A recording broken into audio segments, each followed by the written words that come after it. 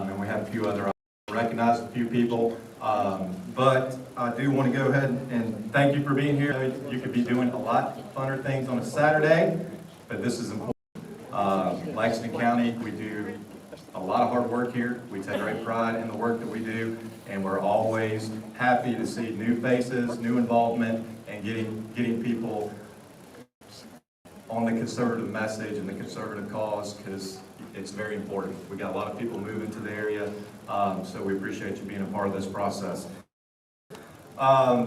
We are going to go ahead and start. So we always start with prayer. So Chris Smith, come up and give the invocation, please.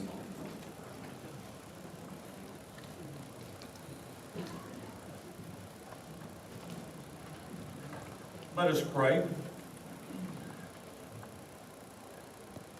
Lord, the last thing that you prayed over us before you ascended into heaven was that we would be one, as you and the Father are one. So as I pray for unity today, I don't just pray for earthly unity, but biblical unity. As there being one Savior,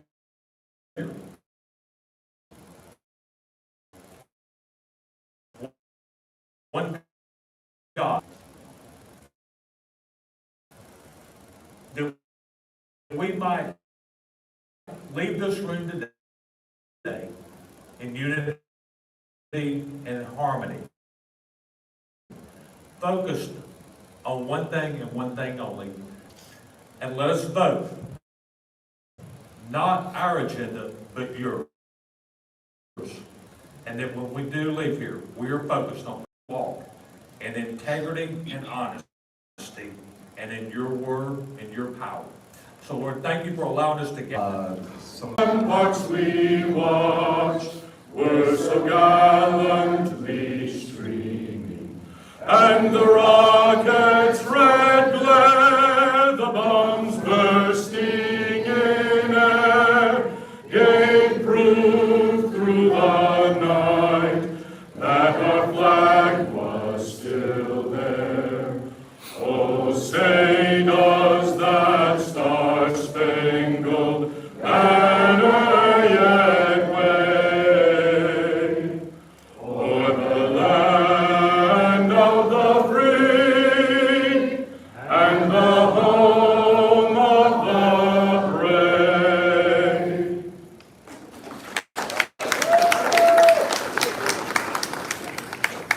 Thank you, David. You may be seated.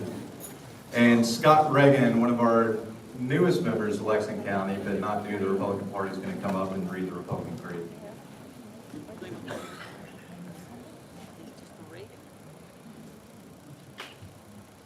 Thank you, Craig. If you repeat after me, please. I do not choose to be a common man. It is my right to be uncommon. If I can seek opportunity, not security, I want to take the calculated risk to dream and build, to fail and to succeed. I refuse to barter incentive for dole. I prefer the challenges of life to guaranteed security, the thrill of fulfillment to the state of calm utopia. I will not trade freedom for beneficence, nor my dignity for a handout. I will never cower before any master save my God. It is my heritage to stand erect, proud, and unafraid, to think and act for myself, enjoy the benefit of my creations, to face the whole world boldly and say, I am a free American. Amen. Thank you.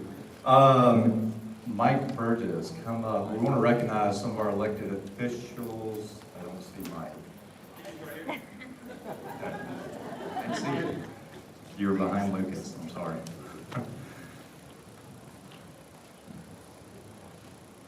Good morning.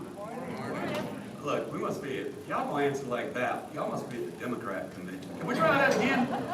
Good morning. Good morning. Yeah, speaking of which, I understand the Democrats are having their convention in a phone booth, so it's pretty interesting. But I'm up here to not only provide comic relief, but to recognize our elected officials. But as a point of personal privilege, I want to give a shout out to one person in one group. First, Preston, stand up, please. And face the crowd. Stand up, that's you. Face the crowd. Preston is one of my students in the Law Center at River Bluff High School. He is my next year president of Teen Republicans at River Bluff High School. He will be a candidate for statewide office with the state Teen Republicans. And just to understand why he is so special this morning, tonight he has prom and yet got up to come here with us this morning. So give him another big hand.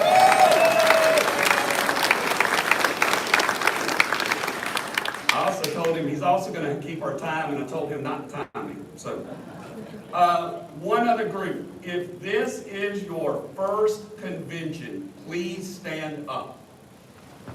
Wow. And let's give these folks a big round of applause.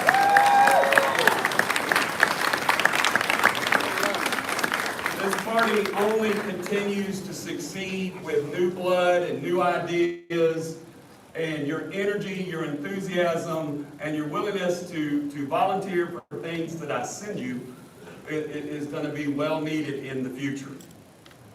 Now for our elected officials, and I'm going to be honest with you, I was informed I was doing this like 4 minutes ago, so I've got a list, but if I missed you, I'm going to have to stand up and get you. So first, one of the things that in our congressional district we don't have to worry about is garbage from D.C., right? The current garbage from D.C. And you all know it. That's why you're all here this morning. Because we have a congressman that will protect us from that garbage that's coming from the Biden administration. So at this time, would you please recognize and please stand Congressman Joe Wilson.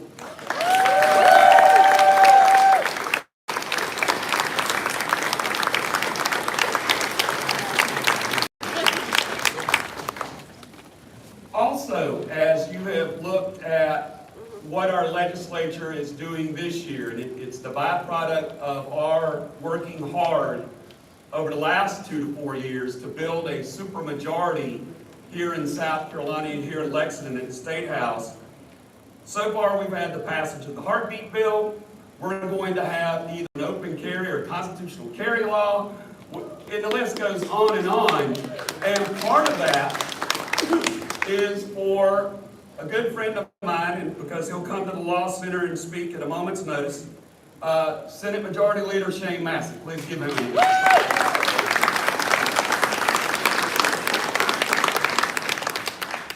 You also don't have to worry about waking up one morning and finding that Lexington County a delegation has voted for some piece of the liberal agenda like critical race theory, or hey, let's give out $10,000 more of free stuff that my children will have to pay for, because we have great representatives in the House. And I would like the following people to stand and be recognized: R.J. May, Micah Caskey, Chip Huggins, Chris Wooten, Paula Rawl Calhoun. Did I miss anybody? If y'all will stand.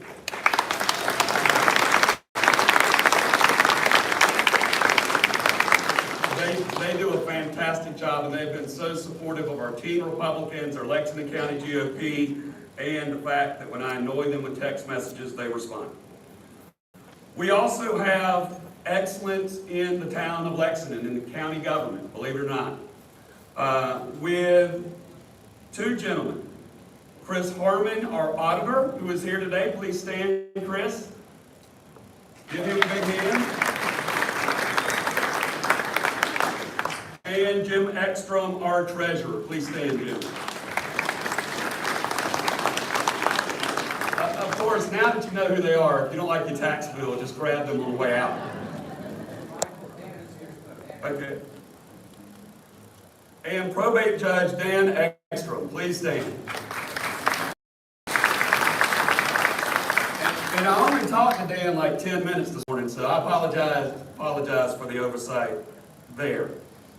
Finally, we have some city and town officials from the mighty city of West Columbia. We have David Moy and Mike Green. If they would stand to be recognized.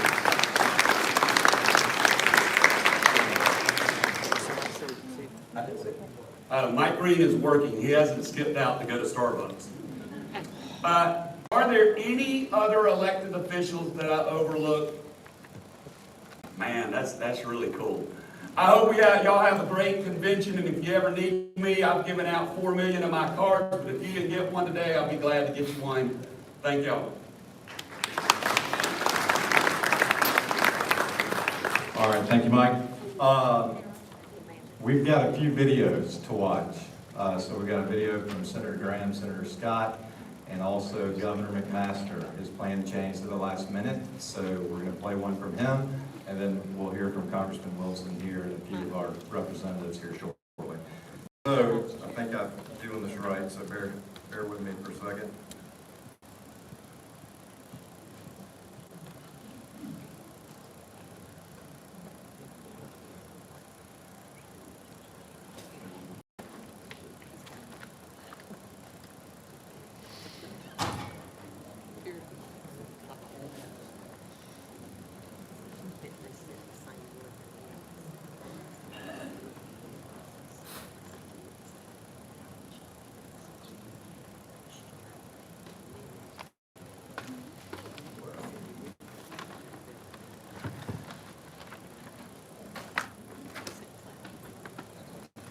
Hey everybody, Lindsay here. Sorry I can't be with you. Fighting this radical agenda is coming in from a full-time job. Good luck on your reorganization. The Republican Party is strong in South Carolina. The last election we did so well. Thank you for helping me, the entire team. The Republican Party was doing a great job. I think their program we picked up the congressional seat. We got the congressional district back. We got state house and state senate seats. It was a great year for the Republicans in South Carolina. 2022, we have my good friend Tim Scott on the ballot. Tim is responding to conservatism that local media is treating so terrible. And every time you see him, it's like a brand one. He's a strong voice for opportunity. He's obviously one of the future leaders of our party, and we just need to get behind Tim early and put this away for the sake of the country and the best conservative voices anywhere in America. Yeah, I've been spending a lot of time with President Trump lately. I've got him to get a little bit better, but he was a very successful president on the things that all of us care about. We're going to need his support to take back the House and the Senate in 2022. So I very much appreciate what President Trump did for the country. We're going to need his help, and here's the good news. He understands how important he is for the future of the Republican Party. So I've never felt better about the Republican Party coming back. The agenda for 2022 is to take back the House and the Senate. H.R. 1 coming out of the Democratic-controlled House will federalize elections, do away with voter identification. We'll just have rampant fraud everywhere. The Equality Act coming from the Democratic House and the Senate will go nowhere, I hope. It changes America. There's no difference between a man and a woman anymore in the law. According to the Equality Act, boys will be playing girls' sports and it will be a disaster for young women. This is the most radical agenda I've seen in my time in Congress. The Biden administration is anything but unified. The border is falling apart. They've lost control of the border, and I'm fighting back as hard as I can. And in the border, I will continue to speak up loudly about that. This cancel culture is getting out of hand. We need one more Republican senator in the Senate to give us a majority, and we got to take care of Tim Scott. I'm from all over the country in 2022, between now and 2022, campaigning for Republicans in the House and the Senate to take back majorities in both bodies to stop the most radical agenda in my lifetime. Thank you for what you've done for me, for the Republican Party. The Republican Party is strong in South Carolina, and I intend to keep it that way working with you. Not let our guard down. Friends in North Carolina and Georgia are struggling. Elections are very close over there. We've got a strong Republican Party in South Carolina because we're close to it. As long as we stay close, the men and women who are working for a living, raising their kids, playing by the rules, will be just fine. So conservatism is thinking now more than ever. God bless you. Had a great organizing meeting here, and I'll try to see you at the party convention. Let's stay in the fight. There's nothing for second place in this battle. Thank you very much.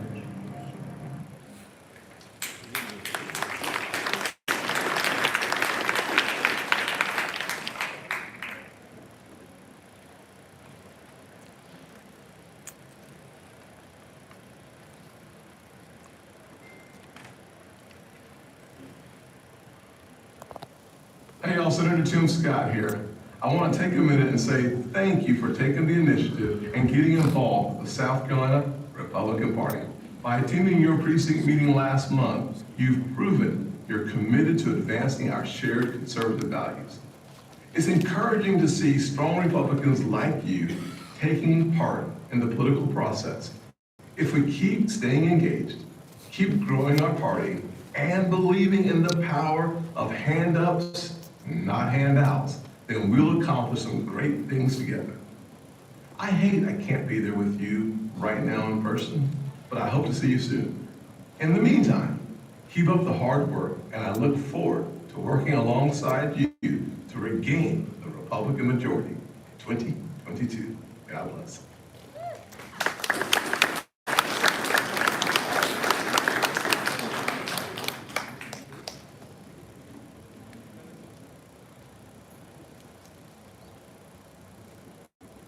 Ladies and gentlemen, I want to thank you for the great work you're doing for our state and country. Last year, we delivered a resounding victory for President Trump in South Carolina, showing the country and the world where we stand. Well, it's time to do it again. Next year is election year. We'll have state and congressional candidates on the ballot. They must win and must win decisively. That is how we will make our state and country stronger. The virus has demonstrated the determination and resilience of our people. We slowed down, but we did not close down, and we never will. While other states are digging out, we're blasting off. While other states are counting their failures, we're counting our successes. And we have taken the lead now in bringing pharmaceutical and medical supply companies back from China and other places in order to protect our economic strength and our national security. Last week, I visited our National Guard troops in Texas, on the Rio Grande, in El Paso, and in Del Rio. Vividly displayed there were three things: the magnificence of our people, the greatness of the Trump wall and policies, and the total failure of the Biden administration. And now we're under assault again, and this time by H.R. 1, a bill which will destroy our state sovereignty and the integrity of our elections. I know this: we have fought before and we will fight again. We will never stop in our determination to protect and secure the prosperity, happiness, and liberty of our people. As we meet in this convention, let freedom ring. Thank you.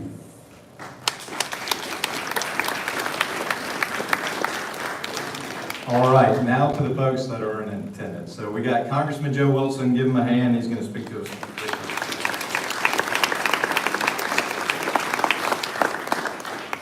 And thank you, Mr. Chairman. And ladies and gentlemen, I want you to know, fellow Republicans, this is a dream come true to look out and see so many bright faces, all right?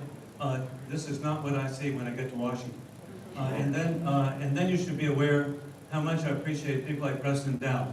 I knew his grandparents, Bill and Sarah Watkins. They were the only Republicans in Williamsburg County. Times have changed. And then I'm really grateful that last year you achieved a record with President Trump. The Republican Party achieved over 92,000 votes in Lexington County. It wasn't many years ago the entire population of Lexington County was 90,000. And so what an achievement, and you're in the right direction. The election that's held every 2 years is Congress.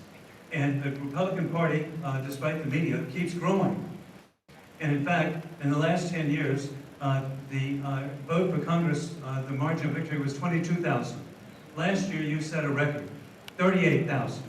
And so we have so much to be proud of. And with the media, they keep reporting that people are fleeing the failed liberal states and coming here and bringing their liberal policies. I want to give you good news. For every one liberal that comes here, we get 1.5 conservative. In fact, right next to me is Jenny Fox, originally from Central Illinois. And so don't be discouraged. And then another thing that I found out, I was in Beaufort one time, and a pastor mentioned to me, he said, "Hey Joe, they come down here as a union shop steward from Illinois, and then after 2 years or 2 election cycles, they become taxpayer." So we don't give up on these people when they come, okay? Transplants can be good, which might include half the people here. Additionally, what a time to rejoice. The Republican Party is the strongest it's been because of the basis of the Lexington County in 140 years. We have every statewide official now with both U.S. senators and all constitutional officers. Additionally, as we see the incredible people from the House and Senate who are here today, by gaining seats in the House, two seats were picked up last year, flips, for the largest Republican majority ever, and 2-1. And then I'm really grateful that in the state Senate with Shane Massey and Katrina here, how incredible. When I ran for state Senate, there were 6 Republicans and 40 Democrats. We were thrilled. We'd never had that many Republicans. Well, no, with 3 flips last year, we now have a much better state Senate. It's 30 Republicans and 16 of them.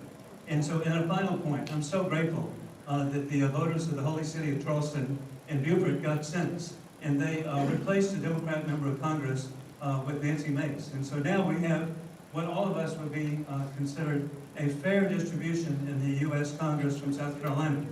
6 Republicans and 1 of them. And so hey, thank you all for making a difference. And gosh, hey, this is so inspiring to Roxanne and I to see so many longtime friends and also staff people. I want to thank Alex Morris, our district director, who's here, Butch Wallace, who has served so admirably, and Byron Thomas. And also I'm grateful to Dino Tapera, who's been our chief of staff in Washington. So there are so many people here.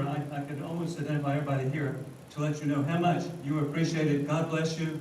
And hey, we're going to win because ultimately we're for limited government, expanded freedom. And sadly, the other party is revealing itself as being the party of socialism. And we know Prime Minister Margaret Thatcher was correct. Socialism will work until you run out of spending other people's money. And so, and that's happened every time. But God bless you. Thank you for making a difference. Thank you, Congressman. Up next, House Representative R.J. May. Come on up.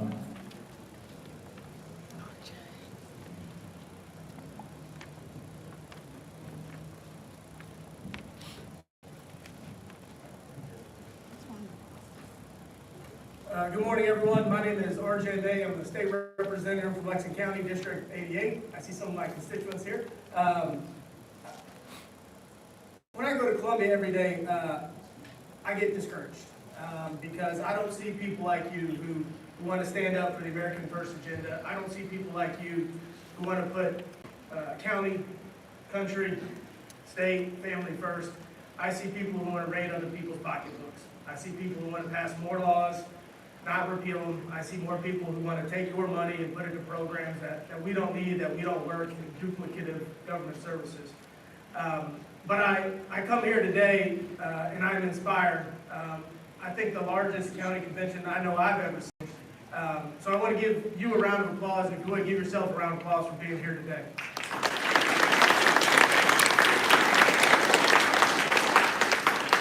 We have the Senate Majority Leader coming up soon, so I won't take too much of your time. Just wanted to update you on some bills that have come through the House that have made their way to the Senate. First thing first is the fetal heartbeat bill, S1. The House passed it and it was signed into law by Governor McMaster on February 18th.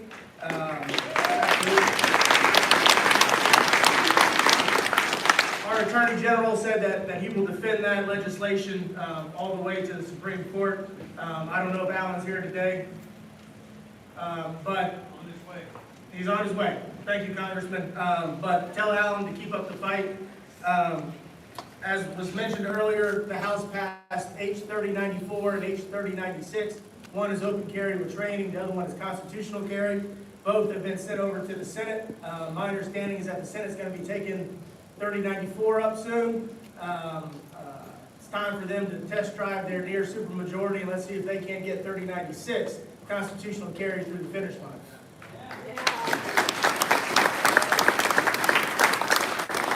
I would encourage you to not only call your senator, but call every Republican senator across the state and tell them when 3094 comes up, we don't need the weak, watered-down gun bill, that we're free Americans, that we're law-abiding citizens, and the Constitution is clear that the Second Amendment shall not be infringed, and to strike and insert 3096 constitutional carry and restore our Second Amendment rights.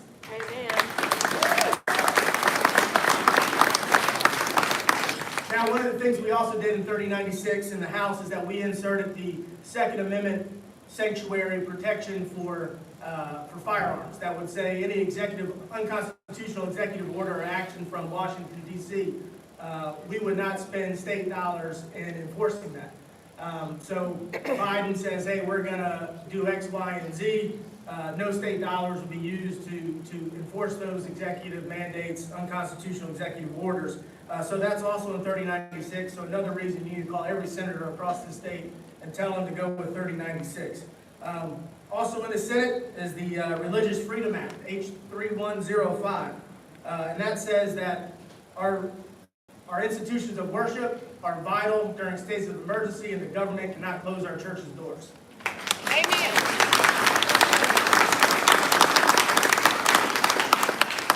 Now, more legislation to be debated in the House coming up now. I think we have about a month left, and then we'll go into sign and die. But we have education savings accounts, H3976, which essentially would give low-income and moderate-income families real school choice. So money would follow the child to the learning environment of their parents' choosing.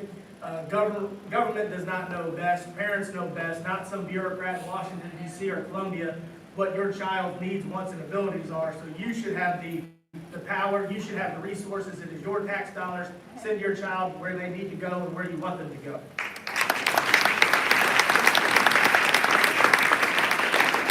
And three more things that have come out of the House or will be debated in the House, and I expect to head over to the Senate, is some election integrity laws. 4162 would require ID for absentee voting, similar to the recent legislation passed in Georgia. And H3444, standardized election practices across South Carolina. We should have one standardization across the state. Richland, as we all know, haven't been able to conduct a good election in decades. The process should be standardized again across the state, and 3444 aims to do that. And then finally, two things that I think are highlights is H3002, which would require that our high school students study our founding documents, the Constitution, the Declaration of Independence. The same amount of time, two more things. One is protecting women's sports. It was refiled, 4153. That would say that if you are a student athlete, you must participate in a sport based on your biological gender. And two, I'm sorry I don't have the bill number, but Protecting Children's Act, which would say if you are under 18, you cannot have and you cannot perform a sex reassignment surgery or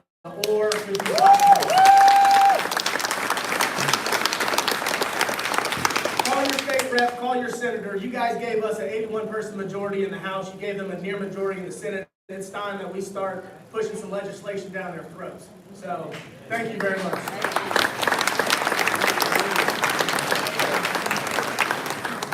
All right, and now we've got Senate Majority Leader Shane Massey.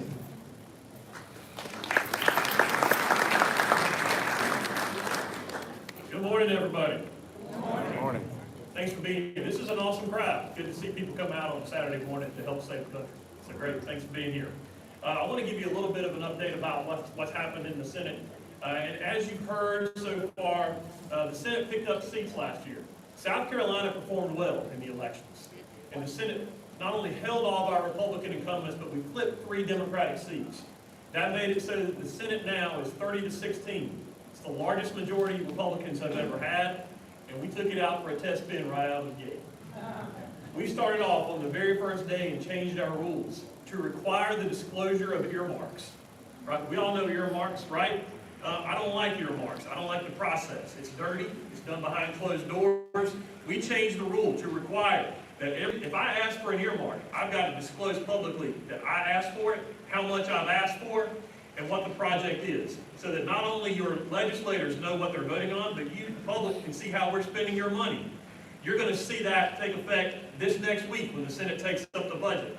I've already seen the list. You're not going to like the list. But the important thing is that you get to see it now. And that's where change starts. You gotta have the transparency.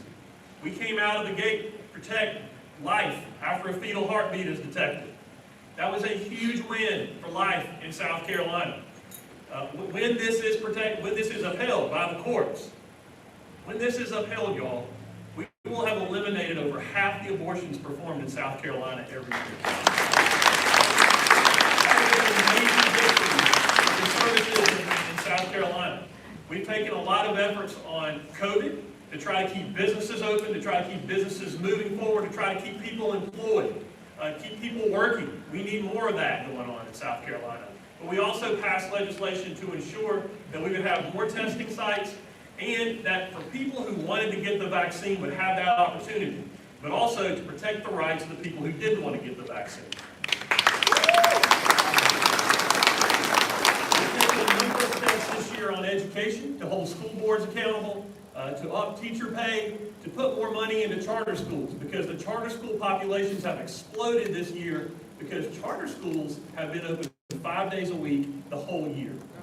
Right, so we've had to put more money in there to ensure their continued operation.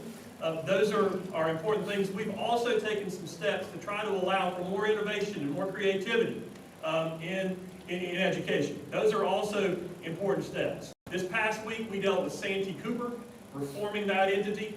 I tried to create a process whereby we could consider a sale. I lost that vote, and I wish it were in there. But it's important that we provide strict reforms if we're going to keep it. So we ensure that there's going to be sufficient accountability, oversight going forward. Because we're not just talking about next year with Santee Cooper. We're talking about 20 years. How's the best way that we can protect its ratepayers and all of us here as well? Next week, we're going to take up the budget. Like I said, pay attention to that. Then we'll have 2 weeks left in the legislative session. The Senate will take up some pro-Second Amendment legislation in those 2 weeks. I'm confident we can get something passed. But one last thing, and that is with election integrity. Y'all, our election laws are strong. Compared to lots of other places, South Carolina's election laws are strong. We allow every eligible voter to vote, but we've got very strong anti-fraud and anti-ballot harvesting protections. But we were this close to being Georgia or Pennsylvania or Arizona last year. South Carolina was sued 5 times in federal court on our election laws last year. We were sued once in state court. And in the primaries, we got sued to eliminate the witness signature. The state election commission rolled over. They put up a tepid defense. They did not appeal it when the federal judge struck it down. And so in the primaries, we did not have a witness signature on our absentee ballots. In one of those lawsuits, the plaintiffs asked the federal court to require us to provide postage-paid envelopes because putting a stamp on the envelope was the equivalent of a poll tax. The state election commission conceded the point.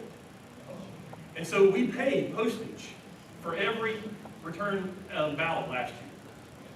Right? The executive director of the election commission wrote 2 letters to legislative leadership asking for vote by mail, that we preemptively send ballots to everybody, that we have drop boxes across the state. Those letters were used as a basis for federal and state lawsuits. So when we get into the general election lawsuits, the legislative leadership had to intervene because we knew what was about to happen. They were going to roll over on all those lawsuits, and we would have been Georgia if that had happened. Legislative leadership intervened. We went to the Supreme Court. The Supreme Court upheld our witness signature for absentee ballots. That was a big win. But we have got to change the election commission. We have got to change the executive director. Our laws are strong. Because they are only as strong as the people who are going to defend them. We've got to get rid of that crowd. No other change matters. No other election law matters if you've got weak people who are defending your election laws. You've seen the results of that in other states. That is something that we've got to get done this year. Thank you all for giving me some time. Thank you for being here. Let's go out and win some more elections.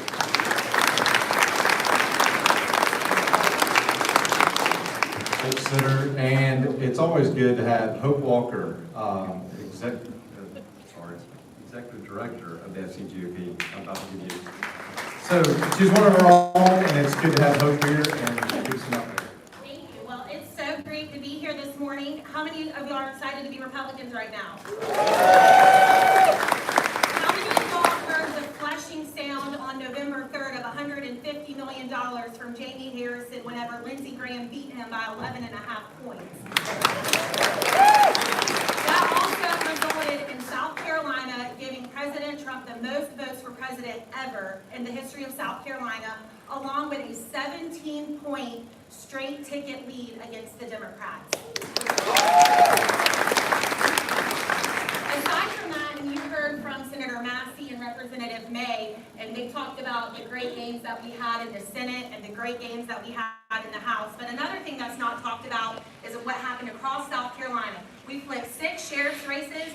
We won in counties that we hadn't won in over 140 years. We have the most Republicans in office in the history of South Carolina right now. And that is a result of everything that y'all did. How many of y'all in here made phone calls for candidates, on behalf of candidates? How many of y'all knocked on doors on behalf of candidates? Put a yard sign in your yard. All right, y'all, we've got 2022 coming up, and every hand in this room needs to come up and help and volunteer because we've got the Democrats going after us. Jamie Harrison is now the National Party Chairman of the Democrat National Committee, and they want our seats. We have redistricting coming up, and we know that they are coming after us, raising money, and we can't let that happen. We can't let them have South Carolina. And, you know, it's just... It's been a process of everything going on because I know we're all mad about what's going on in Washington, but we've got it here in South Carolina and we've got to keep it red. So this morning I just want to thank everybody for being here. If y'all ever need anything from myself or Chairman McKissick, do not hesitate to let us know. And I hope y'all have a great convention. Thank you, Craig.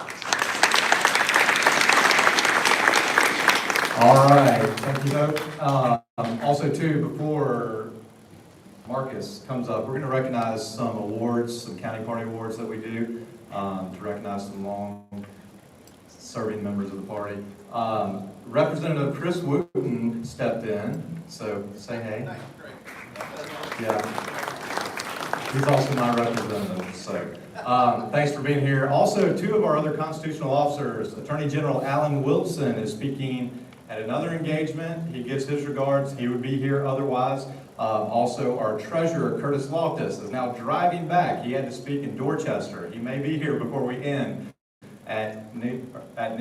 So he gives his regards as well. So it's always good to have them as part of our statewide constitutional officers as well. Marcus, come on up. Marcus and the committee, we have 3 awards we want to make recognized, and Marcus, come on up. Hello, I'm Marcus Steele, and we're on the committee to issue awards that we do when we have these type meetings. Today I'm going to present an award. It's my honor to serve as chair because I cannot believe time has passed, but in 2009 I got to do that award. And can you believe it's still in that stack of Marcus is going to present the next award. Okay. I'm presenting the Floyd Spence Award. This award was established in memory of the late Congressman Floyd D. Spence in honor of past and present Lexington County Republican Party member who was unselfishly given to the advancement of Lexington County Party in keeping with the Republican creed and state GOP platform. This recipient may be offered an officer or layperson who has always represented Lexington County Republican Party in a unique and responsible manner. This year, the individual who's going to receive this award is a representative. He actually represents my precinct district, and he was elected in 1999. He was on the House Ways and Means Committee. He's also, for those who may know who this is, he was chairman of Regulations Administrative Procedures Committee, and I'm going to ask Chip Huggins to please come forward.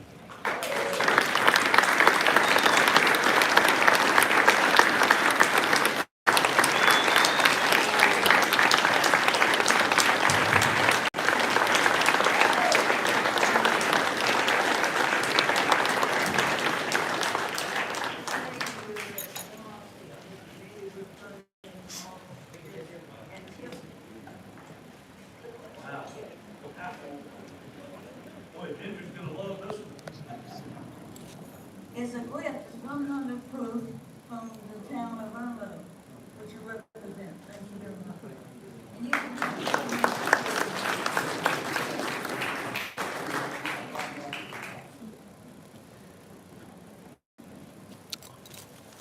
my distinct privilege to present the Harry Odell Harmon Jr. Award. Harry was a longtime friend. He served because he loved the county. The biggest part of him was his heart. And in honor of Harry O. Harmon, the one that the committee decided is Treasurer Jim Edmonton.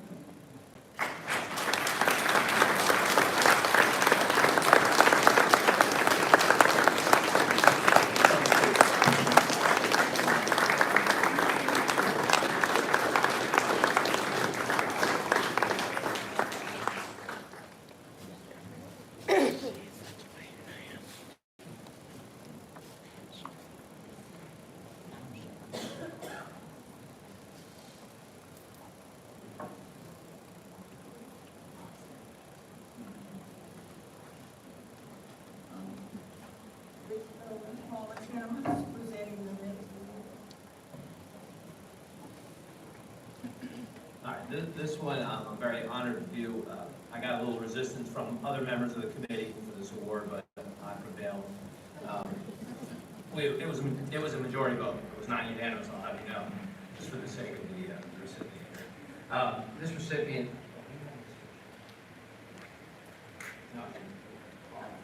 the qualifications, I'm doing this from memory, so you have to forgive me. It's basically the layperson who's been involved in the party and been, if not the most, one of the most effective and helpful members to the party leadership over the course of at least the last couple of years, but in this person's case, over the last couple, probably 10 years. The reason it was a little controversial is because this person happens to be a member of the awards committee, and that is Marcus Steele. He's done everything we've asked him to do, and I'm very honored to present it to Marcus Steele.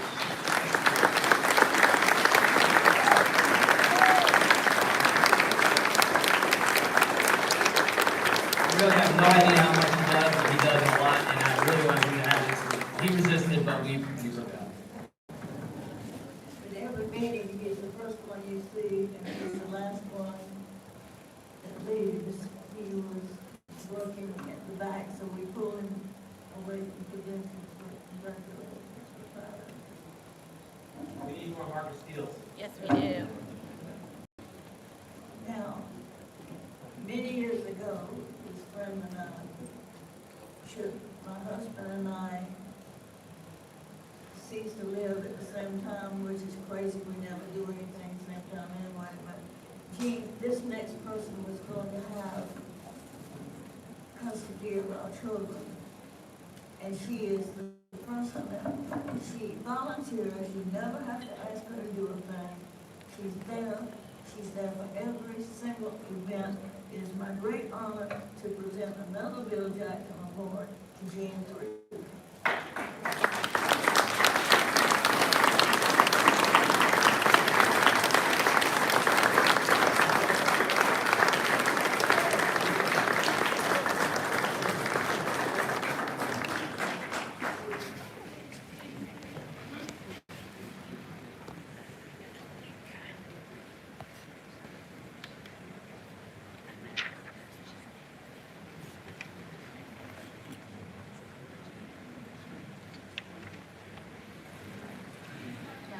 Person that I don't know how to get that, but I have another awful painting on my wall. So the committee is presenting this to our children.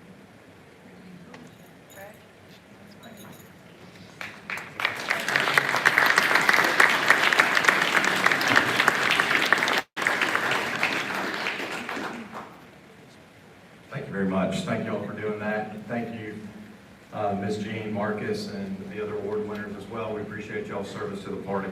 I do want to recognize while we got him some former chairman of the party. So Butch Wallace, if you'll stand up. Dr. Buddy Witherspoon, if you'll stand up. Rich Boland, if you'll stand up. Am I missing anybody? Bill Rentiers is Bill? Matt Moore, also our former state party chair. He wasn't a county party chair, but yes, Matt Moore, it's always great that you're here as well too. But give them a round of applause.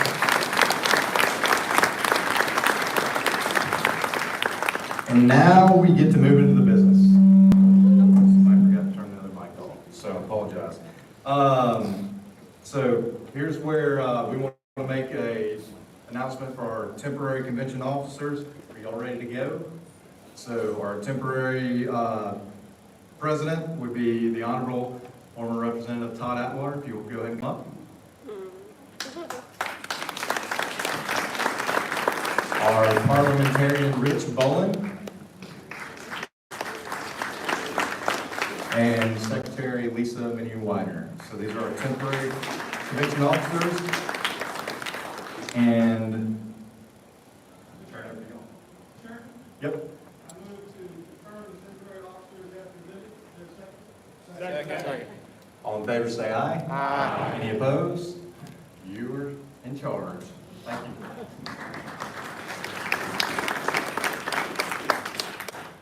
Thank you for the honor and the challenge. Hope, I wish I could excite people that way. And that's why we keep winning, so thank you. Ladies and gentlemen, thank you for the honor, and we will get moving very quickly. Our first item of business this morning is to approve the temporary convention agenda. You should all have it. All in favor of adopting the temporary convention agenda, say aye. Aye. Opposed, same. You guys have it, and the temporary convention agenda is adopted. Clearly flowing from the script, but it's better that way for you, me, and our quickness in getting through this. Our next item of business is the adoption of temporary convention rules. Please refer to the Lexington County Republican Party standing rules of convention that you may have received upon entering the convention. If you did not, Robert Schaefer will come forward and read those at this time. Robert.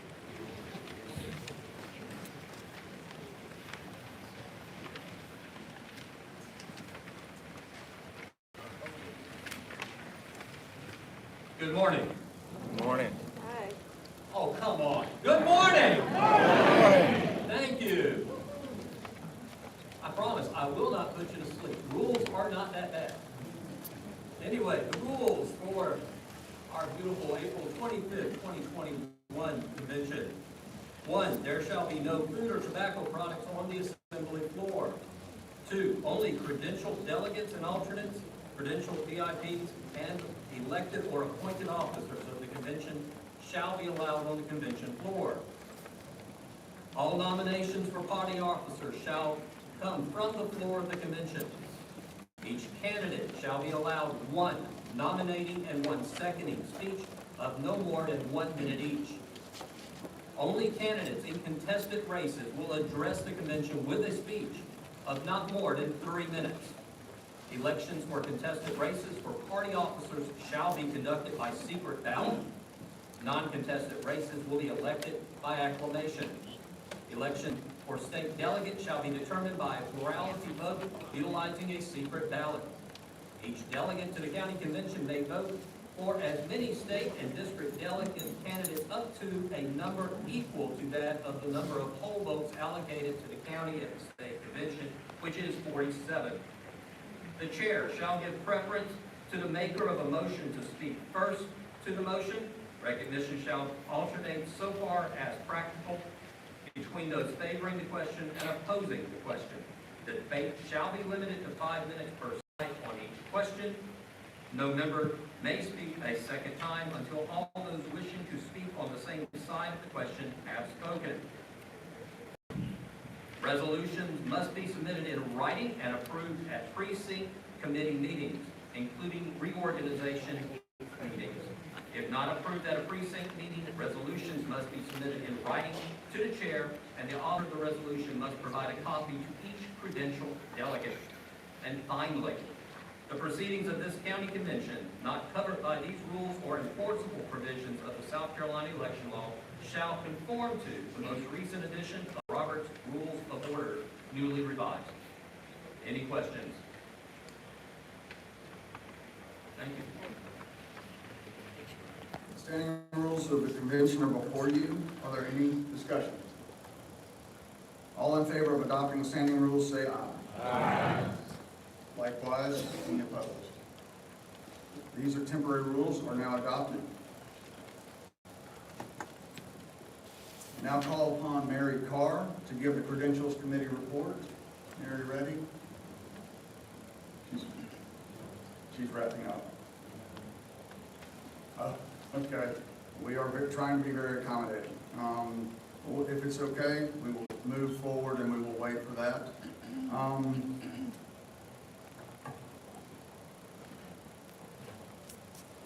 know this seems silly, but we've had the temporary. Now it's time to move in the agenda that you've accepted to the election of the permanent convention officers. Delegates, without objection, I move the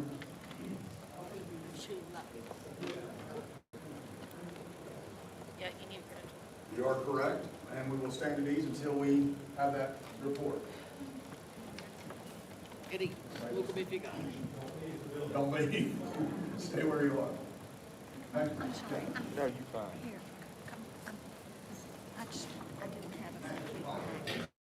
Okay. Just get it. See, I don't have it. I don't have it.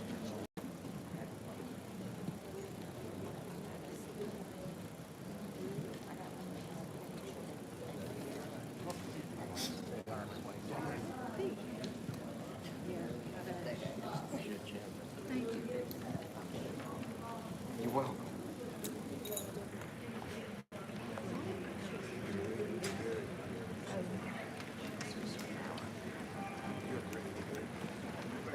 Everybody able to hear that?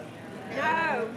There are some goodie bags when you leave. The committee has put those together. Please help yourself to one as you graduate in the session. Yeah. Got it. I'm going to take a picture of y'all.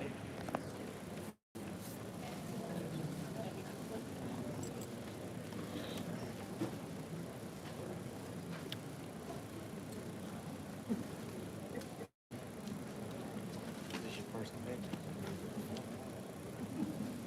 Good. Good. Well.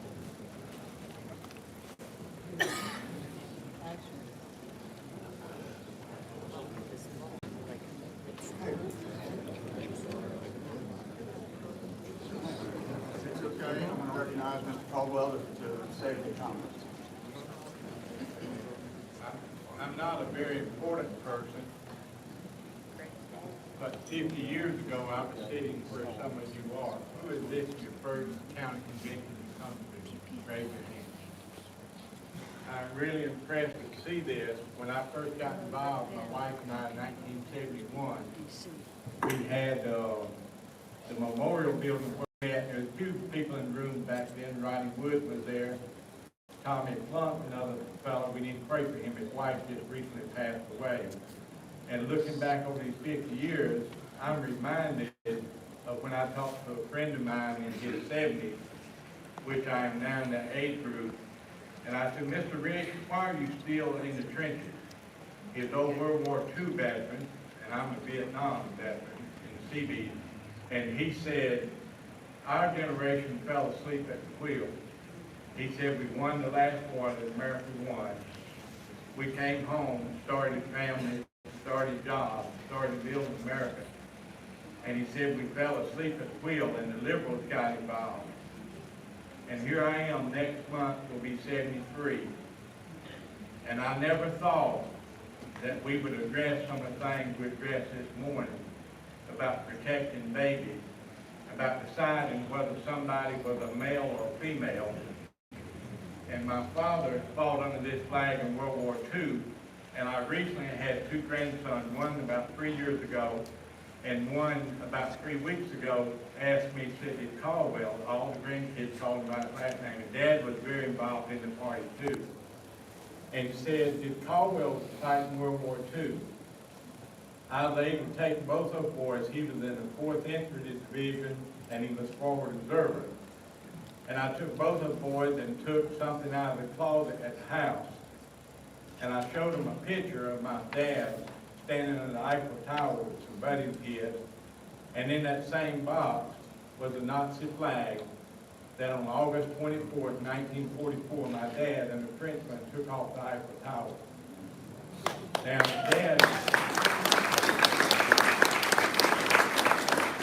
Dad put his family above everything else except God. And Dad worked hard in the party and did what he could to help. I have gotten involved and have children have gotten involved. But folks, it does matter whether you stay involved and stay in tune for America and the freedoms we all enjoy so much. I just want to give a few comments. Thank you for your time.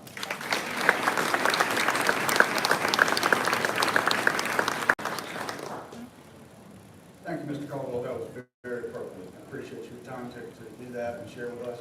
If we have any servicemen or veterans, would you please stand and let us thank you?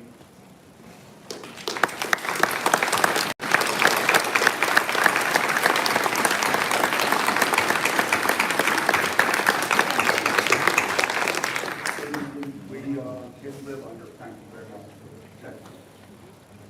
We still do this.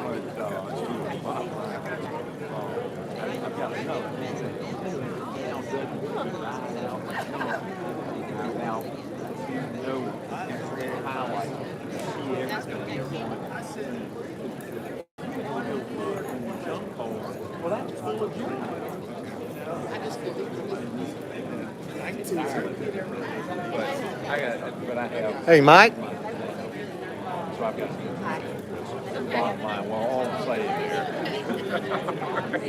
It's all good.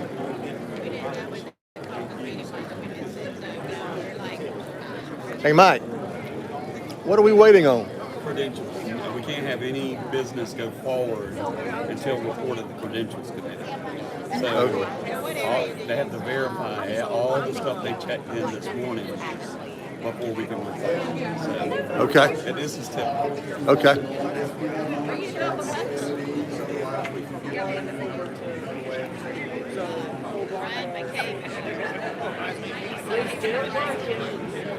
Okay, then. That's okay. That's good to know.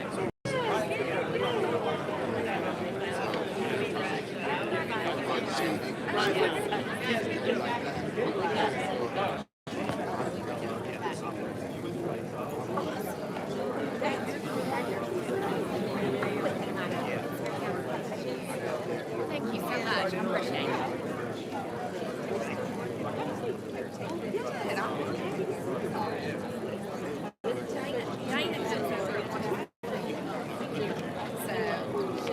So she gets to see it.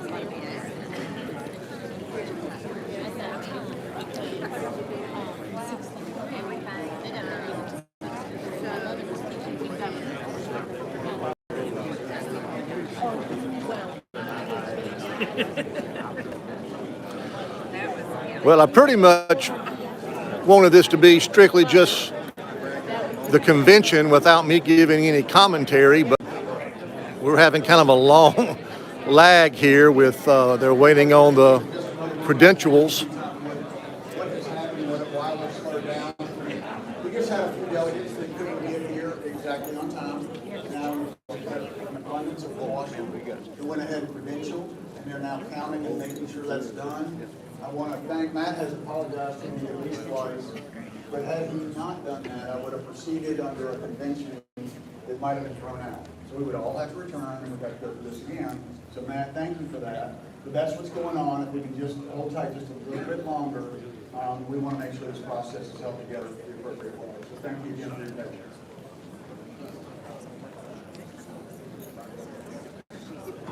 Just for the newbies here, in case you haven't been involved in this process, what they're doing is they're counting the number of people who are qualified to be participants in the process. And we can't take any official action without knowing how many people are here to vote.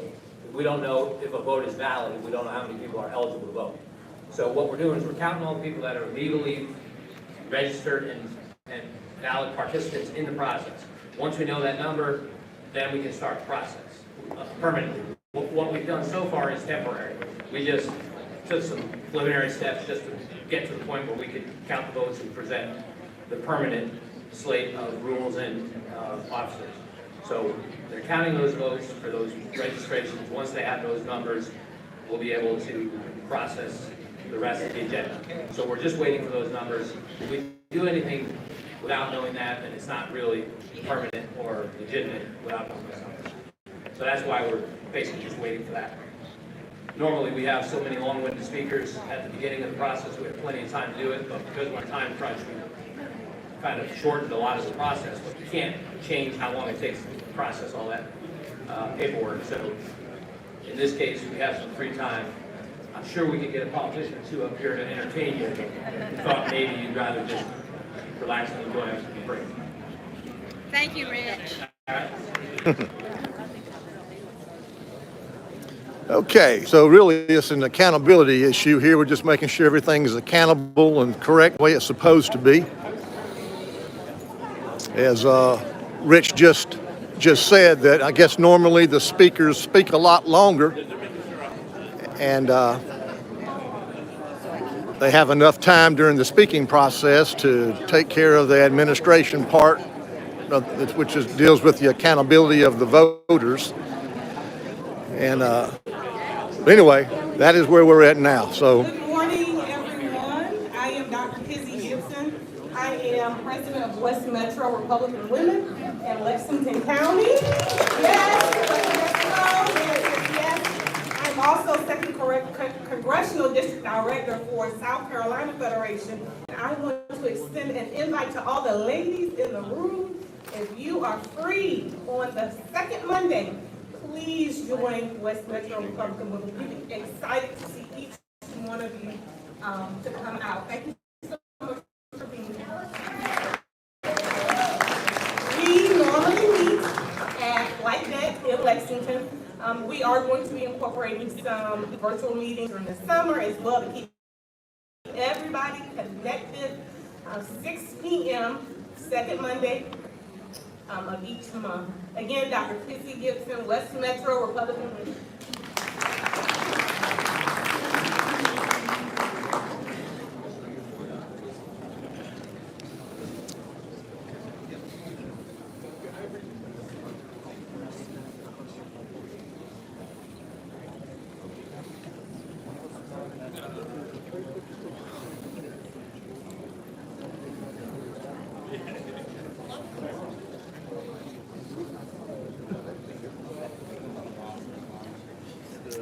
Well, excuse me.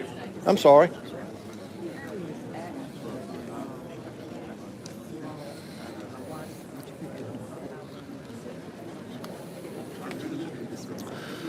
Well, while we're waiting, we'll see who we can put on camera here, maybe get a little short interview. Let's see who we have here. Mr. Chris Smith. Mr. R.J. May. All right, man. Yep, we're live. And there's obviously a big lull going on in there. And so I need to fill this lull with some intelligent words. And thought of you. And You should come to me if you're looking for intelligence. You used the word intelligent. What you want to know, sir? Talk to us about your district. This is R.J. May. He's my brand new representative for South Carolina District 88. And he's been in the State House since January. So well, first let me say I appreciate I know you've already spoke a little bit earlier, but it is a rat's nest up there. You know, it's worse than I thought. We obviously have a Republican caucus. We have 81 members in our Republican caucus. We should be shoving conservative legislation down Democrats, in my opinion. I agree. It makes me ask questions. What's going on? Well, here's what I respect about Democrats. Is that they'll tell you what they believe, and then they'll go do it. So they want statehood for D.C. Guess what? They got to build out statehood for D.C. They want to take over our elections, make them federal. They got HR, right? They are doing what they're saying, whereas us Republicans, we say good stuff on the campaign trail, and then we get up to Columbia, and it's like we just lose all our. We've got a very good delegation in Lexington County. There's a good delegation in Spartanburg, Greenville, right? There's probably 20-25 solid, real deal conservatives who know that elections have consequences. It's time for us to put up or shut. Unfortunately, what we have in our caucus is a whole bunch of former Democrats who are now Republicans, running as Republicans. That's the way they can get elected. So when we're in caucus talking about constitutional carry versus open carry and training, we're not compromising with the Democrats, right? We're compromising with our weak Republicans, our rhinos, who don't want to vote for constitutional carry, who don't really even want to vote for open carry and training, but know that so that's been the most disappointing part so far in Columbia. It's not compromising the Democrats, but people wanting you to compromise with the Democrats. You say one thing on the campaign trail, get up to Columbia and do something. Younger representatives coming up who are more liberty-minded, who know that government is not the solution, government is a problem, as Ronald Reagan famously said.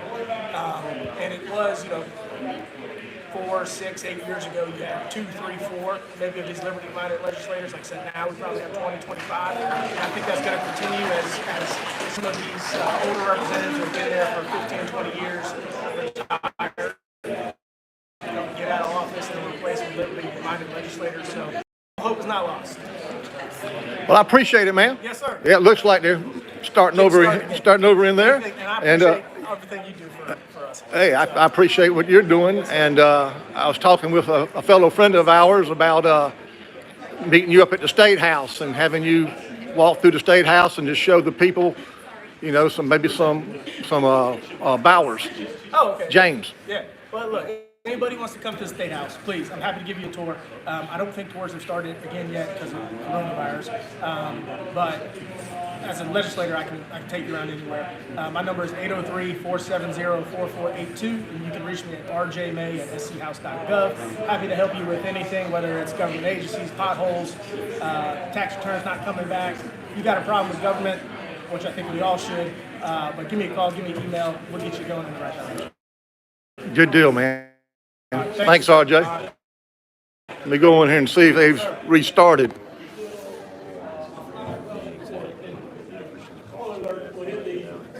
Supreme Court, they overturned that, which hopefully with our new justices, we'll see that done, and we will have all life in South Carolina protected.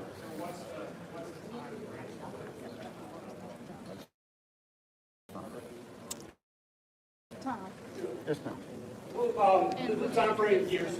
It'll be years. Yeah. But importantly, we're taking some forward. We're all done. Thank y'all again. Don't forget Wednesday mornings we have face for radios.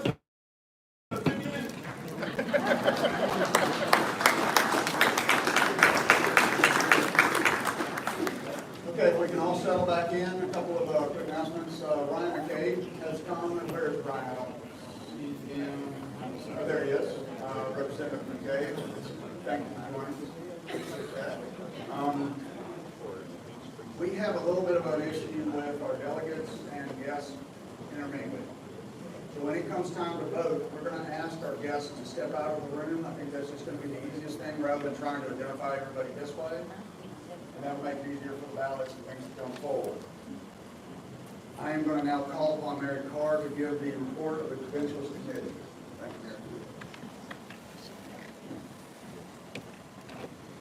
Oh, I think y'all need to give yourselves a hand. Woo!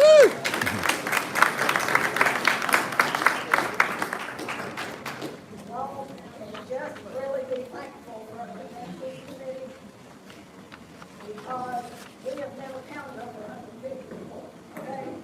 So we are doing good. We are doing good. Mr. Chairman, the report of the Credentials Committee is as follows. The number of delegates for the purpose of voting today are 148. I have moved the approval of the Credentials Committee. Report.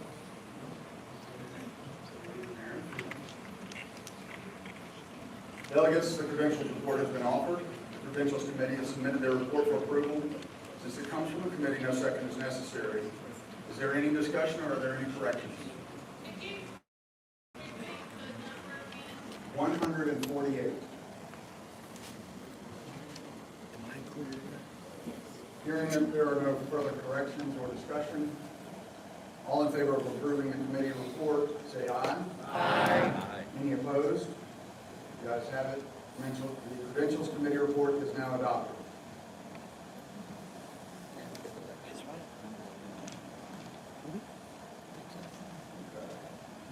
Now, I can get back to the agenda where I was about to legally start. I apologize. Hey, hit that light again over there, up against the wall. Thanks. Now it comes to the election of the permanent convention officers. Delegates without objection, I move that the temporary convention officers and the Credentials Committee chairman be made permanent for purposes of this convention. So moved. Hearing no objection, the temporary convention officers are now permanent conventions officers. Adoption of the permanent convention. Delegates, please refer to your convention agenda. We've adopted the temporary convention agenda. There are no changes. All in favor of adopting the temporary convention agenda as our permanent convention agenda, say aye. Aye. Opposed, same. The ayes have it. The permanent convention agenda is now adopted. Delegates, please refer to your standing rules of the convention that were read earlier. We have adopted the temporary standing rules. There are no changes. All in favor of adopting the temporary standing rules of convention as our permanent standing rules of convention, say aye. Aye. Any opposed?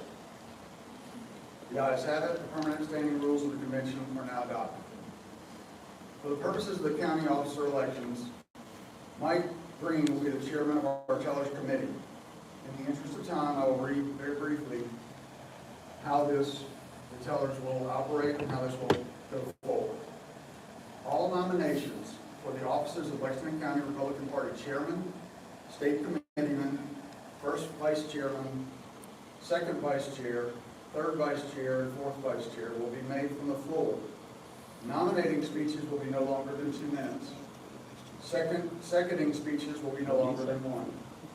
If a race is contested, those contested candidates may give a speech of no longer than 3 minutes. In the case of contested elections, voting will be by secret ballot. A delegate may put only 1 name for contested office on their ballot. Let me repeat that. A delegate may put only 1 name per contested office on their ballot. A ballot with no names submitted is also permitted. In case of 2 names, a simple majority of the total delegates casting ballots from the approved credentials committee report will determine the winner. If 3 or more people are running for an office, the winner will be determined by the drawing of lots. Only contested races will be determined in this manner. In any case of non-contested elections, voting will be by acclamation. Are there any questions?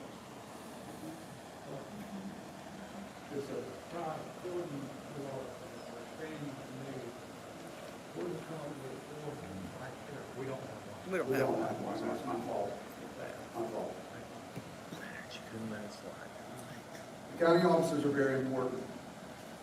Each of the officers play a critical role in moving forward the agenda of our county party. The amount of time and dedication needed to fulfill these roles is sacrificial. And I want to thank each of you in advance for your commitment. Do I hear any nominations for the office of county party chair?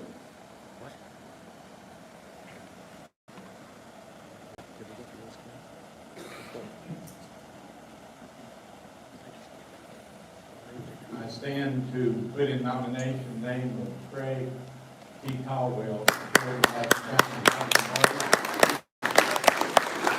Now, I've got a couple of minutes. I got other things I want to do on Saturday afternoon, so I won't bore you, okay? I first met Craig in March of 1982. And about 5 minutes later, I met his brother Kyle. They have sometimes been mistaken for each other. So I have personally followed his career and his steps as a young man for almost 40 years.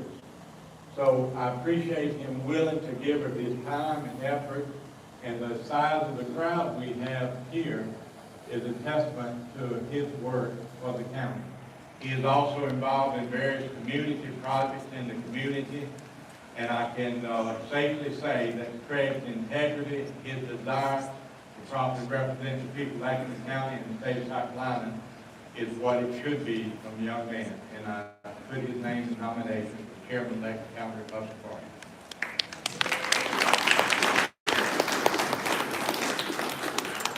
The name of Craig T. Caldwell has been put into nomination. Are there any other nominations? Move the nomination cease and be elected by acclamation. Second. Been a motion to close the nominations. All those approved, say aye. Aye. Likewise. Mr. Chairman, you've been re-elected by acclamation. Woo! Yeah.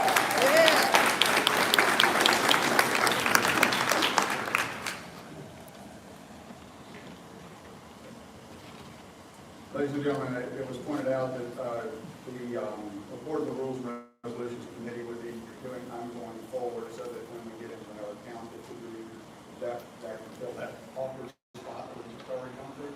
We'll come back to that.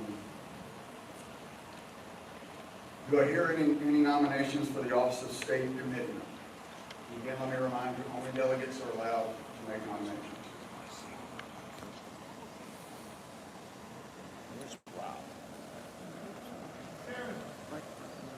Yes, sir. I rise to nominate Rob Watt for executive committee. Are you a delegate, sir? Okay. Mr. Rob Watts has been nominated to be our state committeeman. You do? Would you like the microphone? Yes, he would.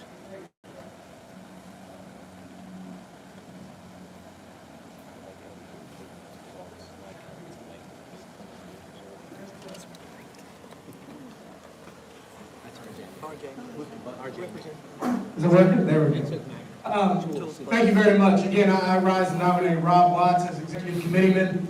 Rob knows that the radical progressive do their march to the left, whether it be packing the Supreme Court, statehood for DC, or the indoctrination of our children, that conservatives must stand, be counted, and fight. Rob has done that as a private citizen his entire life, and as Lexington County's executive committeeman since first elected in 2019. When never-Trumpers like the Lincoln Project wanted to use our first in the South presidential primary as a platform to attack President Trump, Rob Watts didn't let them. Rob knew Lexington County was MAGA country and voted with President Trump to not hold the 2020 presidential preference poll here in South Carolina. When big government bureaucrats like Dr. Fauci told us that it would only take 14 days to flatten the curve, Rob Watts knew better. Rob repeatedly spoke out against the authoritarian lockdowns and vocalized what so many of us were taught by Ronald Reagan, that government is not the solution to our problems, but rather government is the problem. And when turncoat Tom Rice voted to impeach our president, Rob Watts knew something had to be done. Rob led calls for a formal censure of Congressman Rice and voted to do just that. Mr. Chairman, Rob Watts has served Lexington County Republican Party well in his 2 years as executive committeeman, not only with his words, but with his actions. Rob has prioritized the American First agenda and personifies the conservative movement. I ask that we elect Rob Watts as executive committeeman. Thank you. Thank you. Is there a second?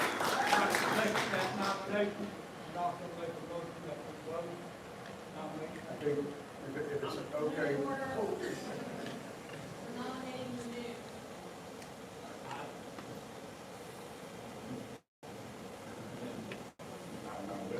Mr. Boland is recognized for a second on Mr. Watt. I'm going to probably just speak loudly. I'm taking off my parliamentary hat. This is not an official position of the party. This is my personal position. But I've known Rob a long time. He and I came up together in the precinct when he first started back in 2008. And he's been working hard ever since. And he's completely reliable. And I'm honored to be able to second nomination. And I encourage you all. Thank you. Thank you. Are there any other nominations?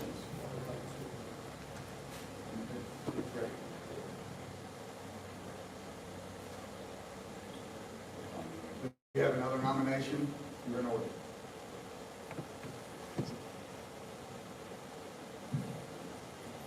Thank you. I don't have a speech lined up for Lanou, but if you know Lanou Siegling, want to join me in nominating him for Lexington County GOP State EC. Lanou's a hard worker, very hard worker, often doing the job of several people. Our party needs more people like him. He's a go-getter, takes on tasks, and gets them done. And that's what we need. A vote for Lanou is a vote for we the people and America first. Thank you for your support. What's your name?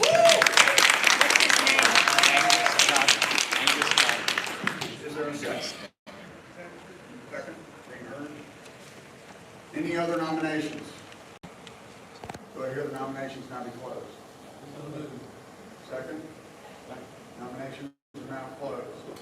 What we will do is we will proceed the other ones and then we will vote on this because it's a contested race in just a few moments. So now we move on to the first vice chairman. Do I hear the nominations for the office of first vice chair?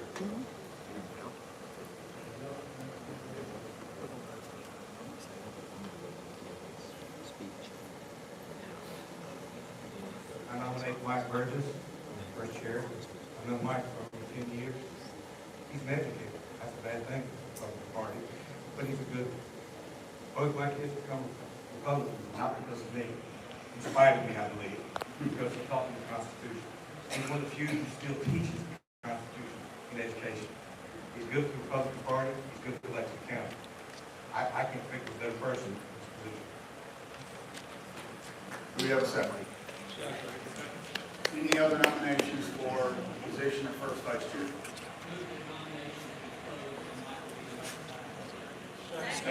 Second. Motion has been made to close and to be nominated by acclamation. All those in favor say aye. Aye. Opposed? Mr. Burgess, you've been elected by acclamation.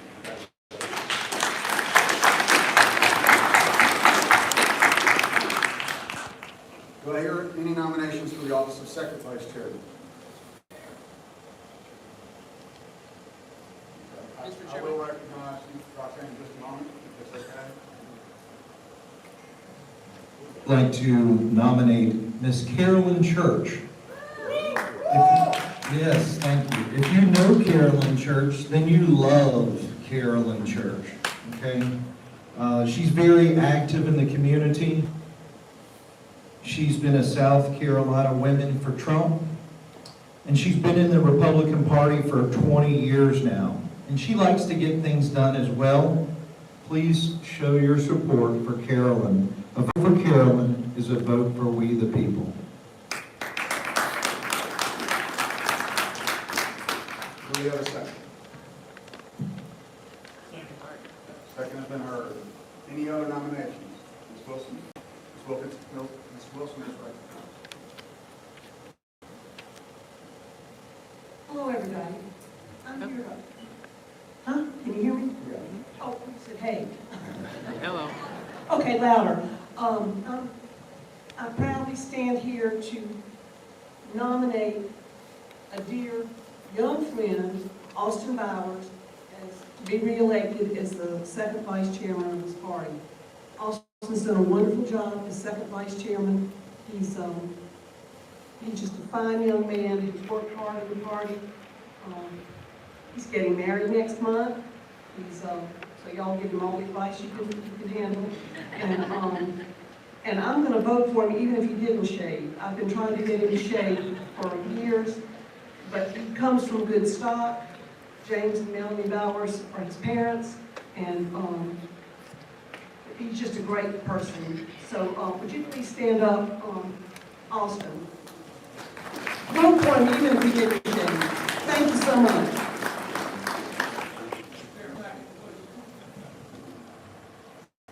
Nominations are made and seconded. Are there any further nominations? You have another nomination for second vice chair? Okay. Like the others, this is a contested race. This is a contested race, and we will go to ballot, secret ballot shortly. Do I have any nominations for third vice chair? I'm nominating everyone here this morning. I've been asked by many people, who is Zoe Warren? Well, I'd like to nominate him for third vice chair. He is a Christian conservative. He's a family man. He enjoys reaching out in our community and helping in any way he can. And if you have had the opportunity to meet him and get to know Zoe, he is a great person. He really is. I don't think I've ever heard anything bad about Zoe, which is amazing, especially in this day and time. There's a lot of backbiters, a lot of people that want to try to get a position for name. He doesn't. He wants to work for you. He wants to get positive change. Zoe is a man of God, and a vote for Zoe is a vote again for we the people. Join me in supporting Zoe today. Thank you.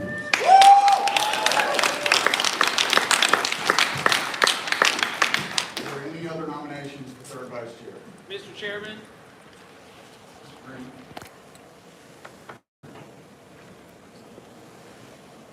thank you, Mr. Chairman. I rise to nominate Caleb Surfitz to the office of third vice chair.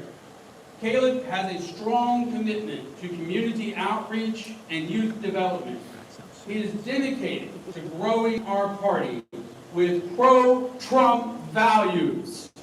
And he will see that the free market capitalism suppresses the socialism. He will, as one presidential candidate said, he will make sure that socialism is taken out back of the barn with a stake driven through its heart and burned and put on the ash heap of history. Now, who's with me for destroying socialism and keeping good American capitalism and we the people and pro-Trump values? Do I hear pro-Trump? Trump, Trump, Trump, Trump, Trump, Trump, Trump. Thank you.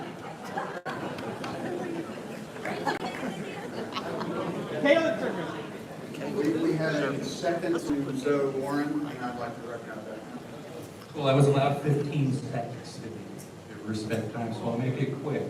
Zoe was up in D.C. He was reporting back to me when I was asked to speak on his behalf this morning. Normally, I would completely stress out. I am so happy to speak for Zoe. He and I pray together. We talk daily. He's a great communicator, and I promise you, every decision will be made with counsel from God. Zoe, please stand.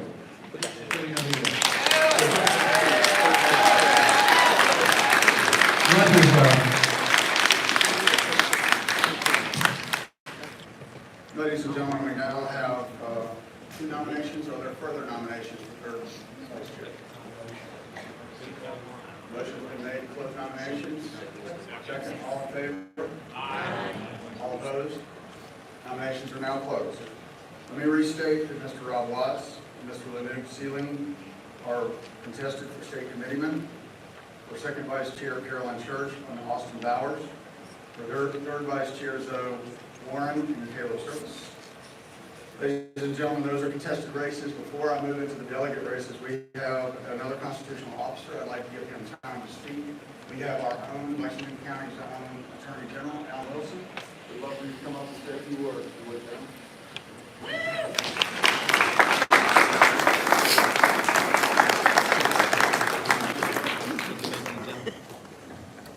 Greetings, everyone. It is so great to be with all of you. This morning I woke up and went up to the upstate to meet with many like you who are at the Lawrence County Convention doing the very same thing, and then I was rushing back here to be with my hometown county. And it is so great to be with so many of you.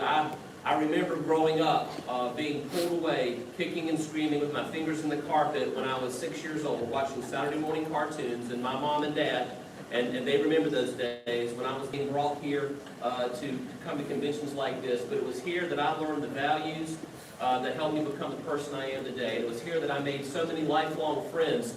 And it is here that I realized at conventions like this that democracy and freedom is found, built, and defended in rooms like this by people like you.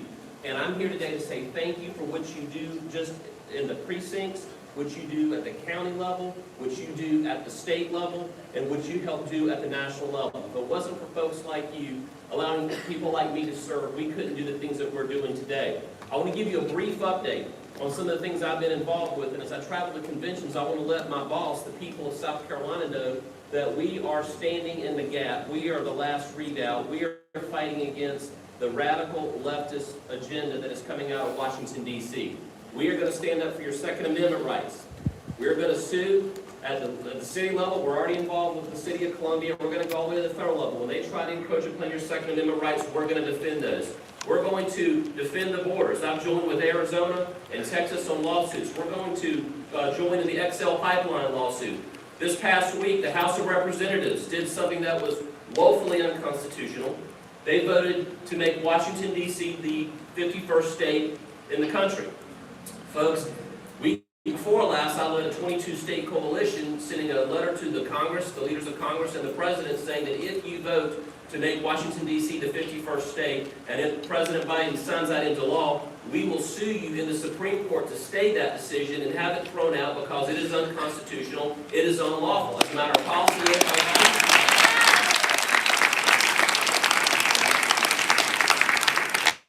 We sent letters to the leaders of Congress saying we're going to fight them on the PRO Act. If you don't know anything about the PRO Act, it stands for Protecting the Right to Organize. And basically what it would do is it would gut right to work laws in 27 states that have chosen to not make joining a union a precondition of employment. You have the right to associate or not to associate in this country. Is that correct? All right? All right? Yes, sir. So I'm here today to tell you we're going to fight your freedom of association. We're going to fight for your religious liberties. Here's another thing we're going to do. We're going to sue if they pass H.R. 1, which nationalizes and federalizes local elections. That is not going to happen, ladies and gentlemen. We're going to fight that. You have the right to pass the laws at the state level by the state legislatures. I was castigated last December because I defended the electors clause of the U.S. Constitution when states chose to unilaterally change their election laws without going to the people as elected representatives. It's not going to happen. We're going to stand and we're going to fight that, and we're going to keep it from happening. Think of it. Georgia did something incredibly horrible. They passed a common sense, non-offensive voter election laws, and then woke corporate America, Coca-Cola, Major League Baseball, Delta, to name a few, got up and got angry about it. You know, what did they do? What did Major League Baseball do? They moved their games from Atlanta, Georgia, from the state of Georgia, under the guise that it was restricting access to the ballot box for minorities. They moved and they took $100 million from businesses to a community that is the majority African-American business owners, and they sent it to a community that is less than 10% minority-owned businesses. And they took that $100 million and they took it to a state where the voter laws there are more restrictive. So that is the ridiculousness that we're having to deal with when it comes to the left. The last thing I'm going to say, not just on packing the Supreme Court, but packing the United States Supreme Court and the U.S. Senate. It's not going to happen. We're going to fight that. We're going to fight that in court. We're going to fight that in Congress. We're going to fight it beginning in rooms like this. My closing comment is this. I stand in this position, the position of Attorney General. It does not belong to Alan Wilson. It belongs to you. Just like every elected official in here. The positions that we have. I see our legislative friends over here. I see Mike and Chris. I see Todd served. His position it belonged to you. Joe Wilson's position, it's your position. We are trustees of the office that you have elected us to. Anytime that an elected official acts like the position that we stand in doesn't belong to you is the time that we no longer deserve to have that position. I'm here today to thank you for allowing me to serve as the trustee of your office of Attorney General, and I will use it to defend your rights and your liberties. Thank you, and God bless each and every one of you.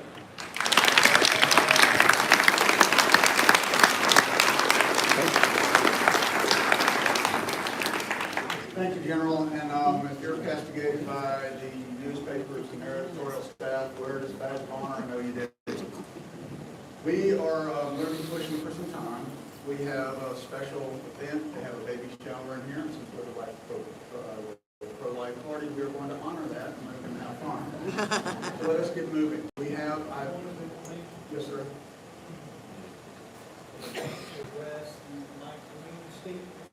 No, sir. We're not doing that at the moment. If you can let me, I'll take your point of order in a moment. I'll be happy to. Let me just announce what we're going to do going forward. We have some candidates that are now in contest. We're going to allow each candidate up to 3 minutes. We've got a little bit loose on the time, but now we're getting tighter on time. So Preston is going to be giving you the cards as you speak. Each candidate can speak, you do not have to speak. So the first nomination is, forgive me, Mr. Rob Watts. Rob, would you like to speak? Please come forward.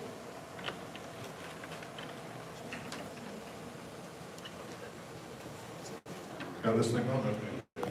I hate it when the microphone. All right, so guys, I appreciate you all being here. First thing I want to say, and I've said it time and time again, but it needs to be said, because I'm going to echo what Attorney General Alan Wilson said. The seat that I own, or that I'm currently sitting in, does not belong to me. I don't own it. It belongs to you. And so I'm honored to get the opportunity to represent you. And I have well, pride when I think about it, I get to represent our great Lexington County Republican Party on the state committee. The second thing I want to say is that, well, I just didn't keep going ahead of that. Second thing I want to say is thank you for being here. You could have been anywhere today, anywhere at all on Saturday, but you chose to be here because you understand how important it is to be involved. You understand what we're facing right now. You understand that the left's on the move, and somebody's got to stand up. We have to stand up. We have to stand up. There comes a time where everyone has to stand and be counted. This is our time. That's why we need strong conservative leaders. Conservative leaders like R.J. May, like Tim Scott, and yes, like Donald Trump. I also want to say, speaking of Donald Trump, I saw something the other day that I thought was it just kind of infuriated me for a minute. It's a quick side note, I know we're quick on time, but I saw a video online. It was Joe Biden, and he was giving some press conference about 200 million vaccines being given. And you know what, at first I just kind of laughed, then it infuriated me because that wasn't his milestone to celebrate. That was Donald Trump's milestone to celebrate. It was him, it was Donald Trump that put forth Operation Warp Speed that got the vaccine rolling, that got us where we are right now. So, excuse me. Which, what was that Obama line from a couple years ago? You didn't build that? Joe Biden didn't build that. Donald Trump built that.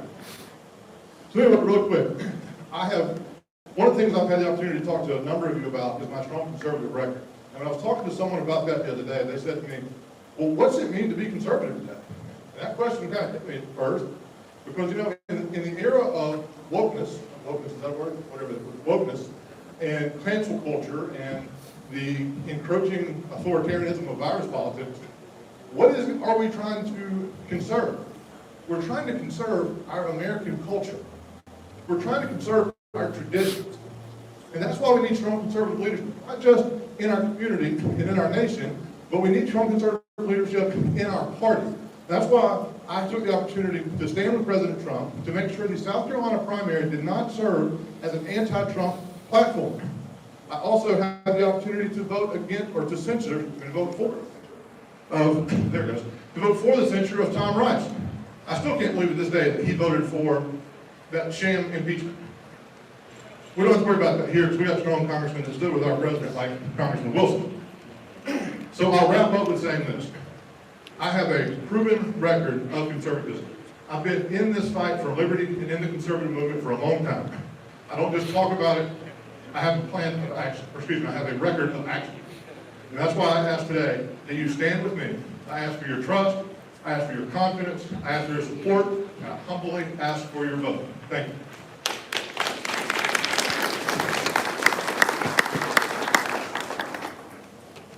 The next candidate is Lanu Sealing. Thank you. May I use the podium?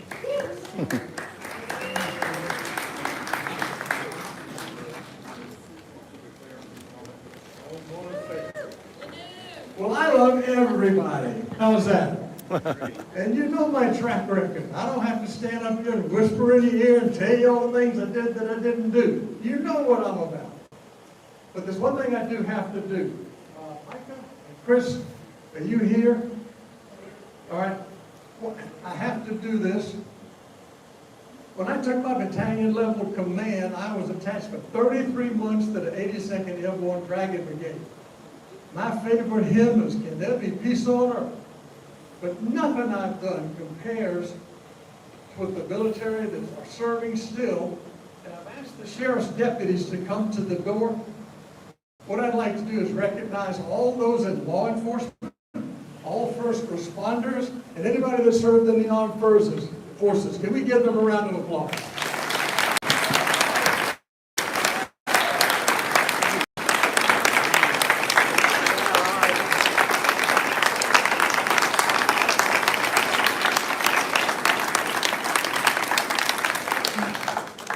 Thank you, fellas. And I am the executive committee member for Chalk Hill Precinct, and that's where you are. So welcome. And I know these guys do a great job. And I'm unincorporated. I don't have to pay city and big taxes like some of you do. Thanks for your own money.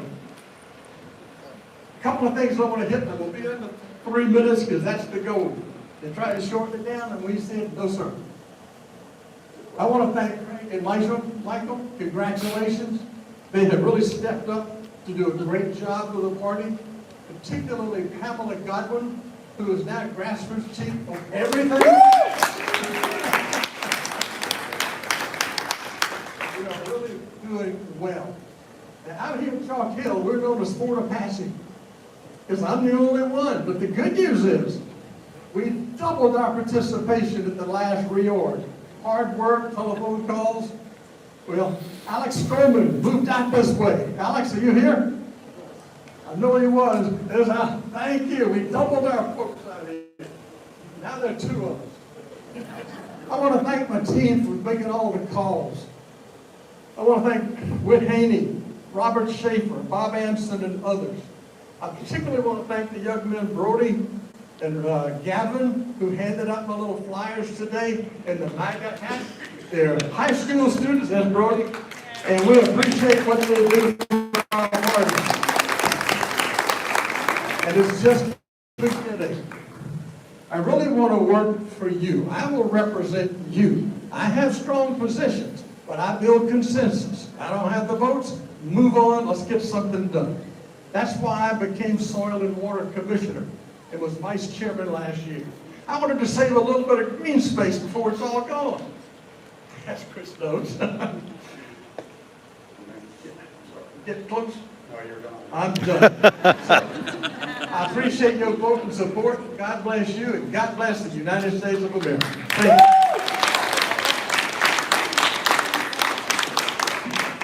Believe me, it pains me to cut you off, but we gave a few extra seconds, and we gave Lanu a few extra seconds.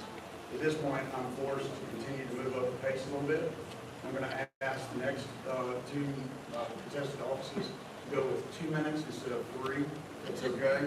And the first nominated was Carolyn Church.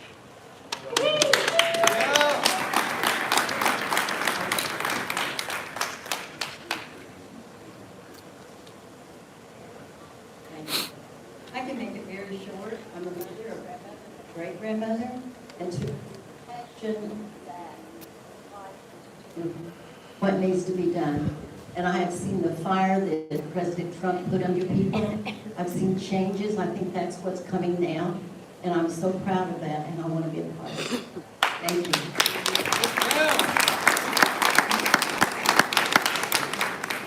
The next person up for office is Austin Bowers. Good morning, everybody, and thank you all for coming out and participating. This is just an awesome turnout. I also want to thank all of you for allowing me to be your second vice chair for the last 2 years, and I really appreciate you voting for me to be reelected. If you don't know who I am, I've been a lifelong Lexington resident. I work in Lexington County. I work in a law firm that defends law enforcement in civil suits. So law enforcement's a big part of my life every day, and I really appreciate what they do for us. So if you can give them a round of a hand, I appreciate it. As the second vice chairman, we work closely with the legislatures, all of our different representatives and county delegation, and I would urge you to talk to them a little bit if you can, and let them hear your concerns. But also my job is to kind of take your concerns and take them to them and work to push forward the Lexington County agenda. And over the past 2 years, I think we've done a really great job of that, as you can see with the things that have gotten passed to the House recently and hopefully to the Senate. So I just would appreciate your vote and your confidence, and I'm serving you in the future. Thanks. Over to third vice chairman, Zoe Warren.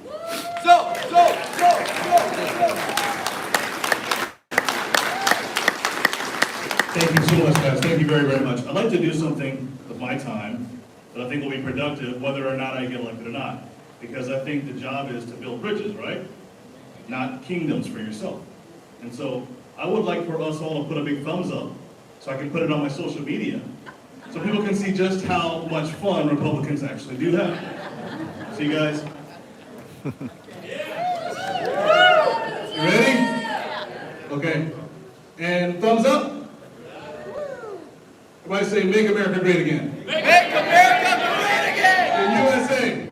USA! USA! USA! We got it. That's all I need. Thank you guys. God bless.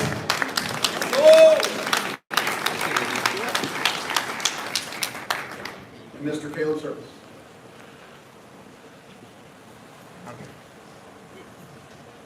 They certainly did not save the best speaker for last, so I apologize in advance.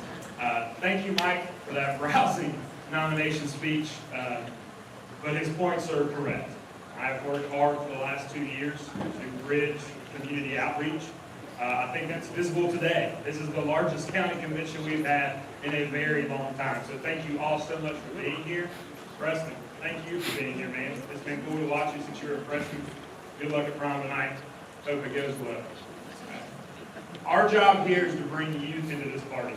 That's something that the Democrats have been really good at for the last decade, and that's something we have to catch up on. They are bringing youth in, they're convincing them that socialist regimes are the answer to our problems. That is something we fundamentally do not believe here. We believe in free market capitalism as the answer, and it's the only way to thrive. I want to thank Zoe. Thank you, Zoe. It's been a pleasure to get to know you.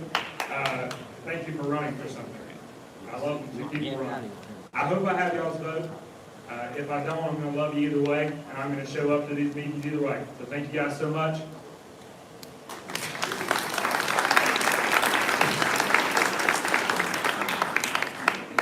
Thank you to all the candidates that are standing before us. We will get to those by private ballot shortly. If I may call Mr. Schaefer to give the report of the Rules and Resolutions Committee at this time.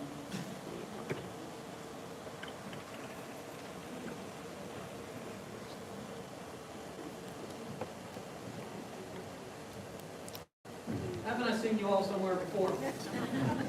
Okay, this is real simple. Who did not get one of these? We have these right here. What is it?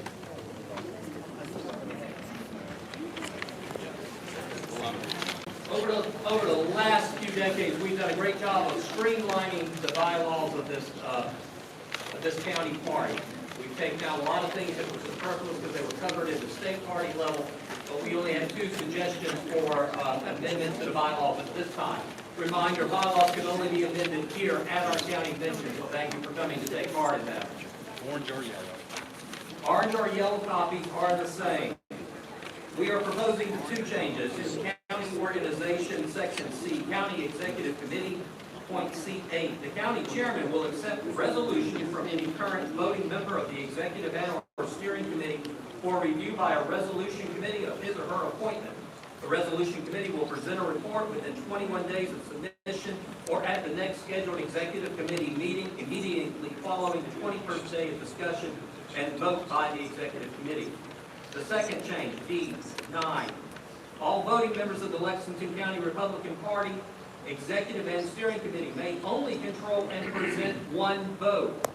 We are not the party of Stacey Abrams. We believe in 1 vote. If a precinct executive committee person accepts a position on the steering committee, reminding that the steering committee is the chairman, vice chairman, treasurer, secretary, district vice chair positions that come with a vote, they must vacate the precinct level voting position. This position will be filled in accordance with Rule 5, Section D. Are there any questions, discussion? As this comes from committee, it needs to go first, so Make a motion. make a motion. Do I have a second? Second. Second. Thank you so much. Moving on very quickly, it is about resolution. From the reorganization process, there was 1 resolution presented, and it should be with you as well, amending the executive state of emergency. Did everyone get a copy of this? Are there any questions or discussion? This resolution was put forth by Preston Baines. Preston, are you here? Would you care to answer a question?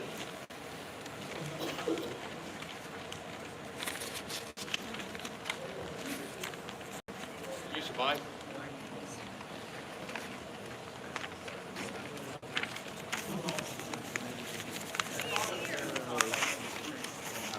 Well, anyway, the resolution reads, whereas the declaration of the 15-day state of emergency from the governor of South Carolina for COVID-19 was declared over a year ago and remains in effect today. And whereas the 15-day state of emergency has been continuously declared solely by the governor repeatedly. And whereas undue hardship has been placed upon businesses, families, and individuals through these continuous emergency declarations. And whereas counties and municipalities have used the governor's state of emergency order to implement onerous, tyrannical orders on their citizens.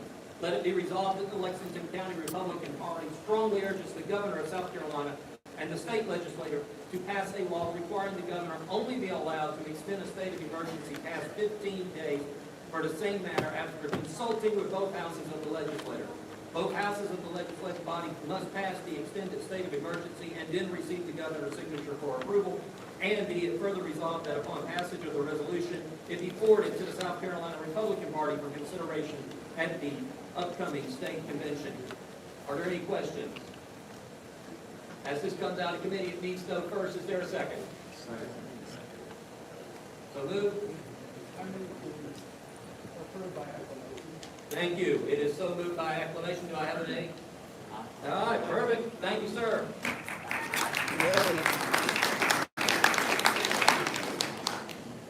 Thank you, Mr. Schiffer.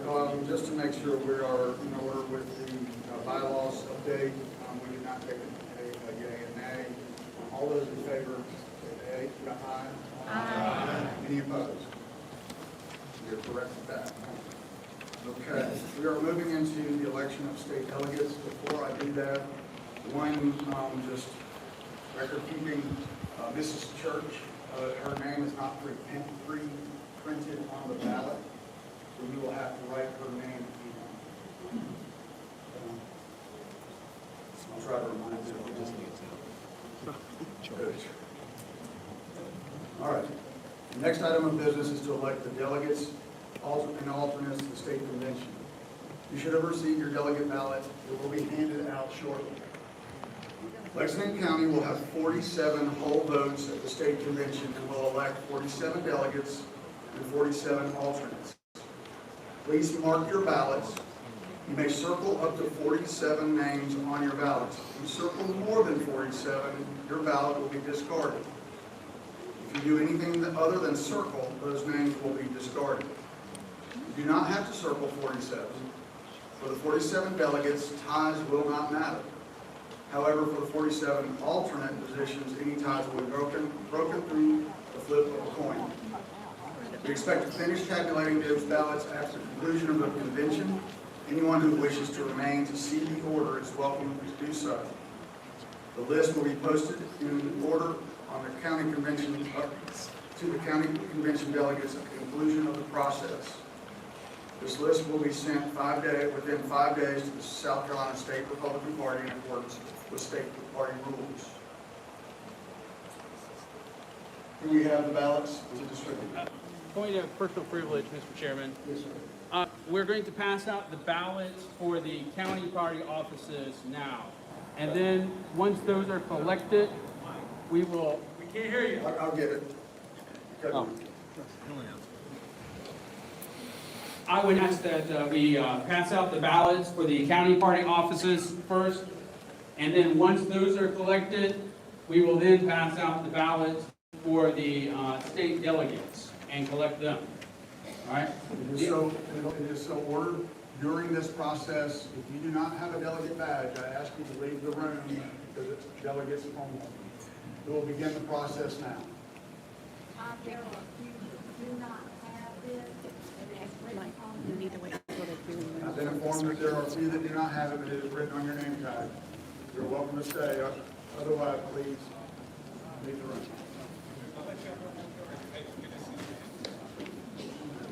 This is not for secret balloting purposes. This is only to make sure that we are voting people that have signed up to be delegates. Mr. Green, are you ready to distribute the ballots? Yes. Please do so. You need him. Oh. Yeah, I got you.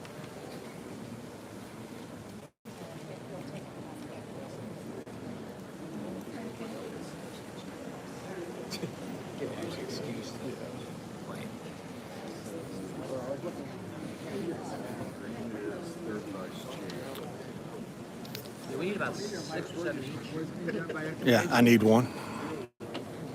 Thank you.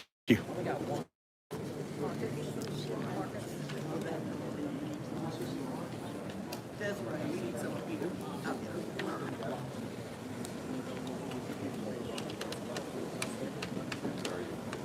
On these, you start working on the delegates.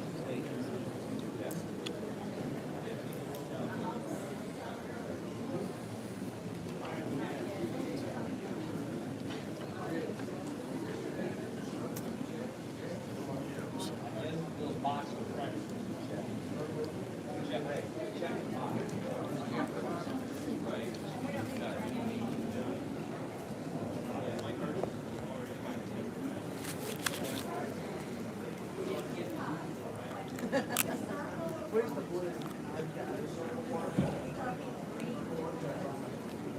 It's clear we're not hanging fast here.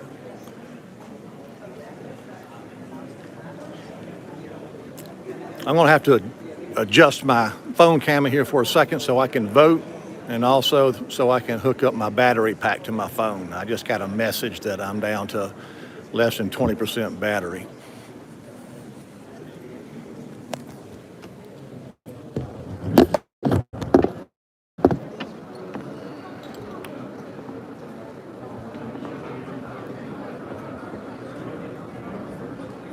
Raise your hand if you do not have a ballot.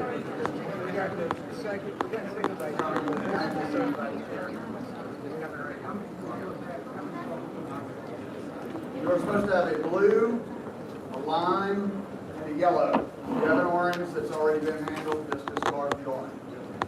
Blue, lime, and yellow. You don't get to vote. We want time rule that you're on. Okay, battery's hooked up.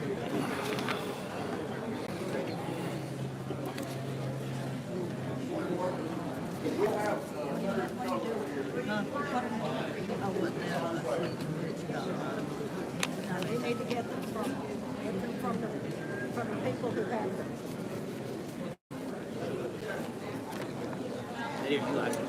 Huh? Yep, we're live, buddy. Got a few intelligent words to say? I am not a crook.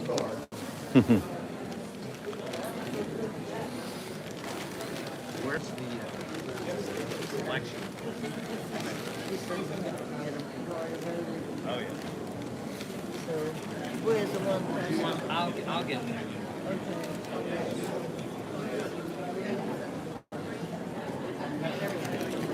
Hey, I need a green one. We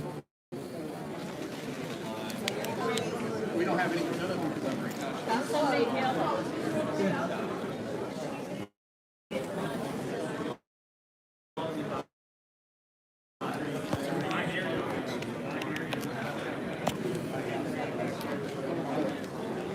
I need a green and a blue.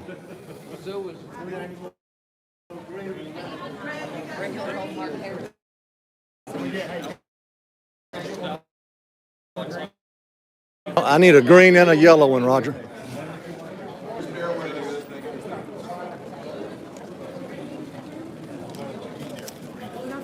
You got more green now. I need about 15 there. I made sure.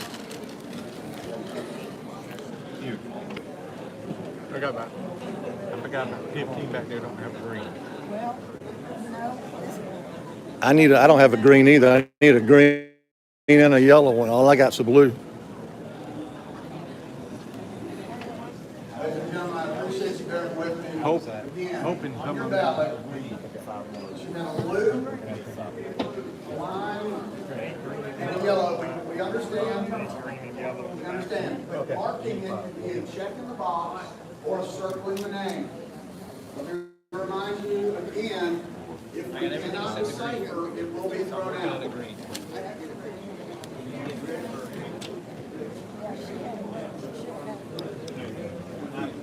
Yep, I need a green one and a yellow one.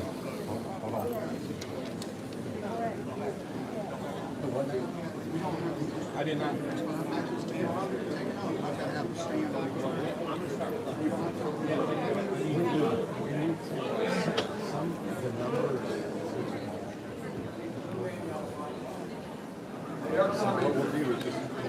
If you have an orange, discard it. That has already been voted on and accepted by acclamation. The orange just discard. Sir, do you want to collect them? Have to read them. They can bring them up. Trying to meet a person color on the run at a time. Please contribute. Hey, here's a blue one. hey, Eddie, you vote twice? I still need 2 more ballots. I need a blue and a green one. I mean, a yellow one.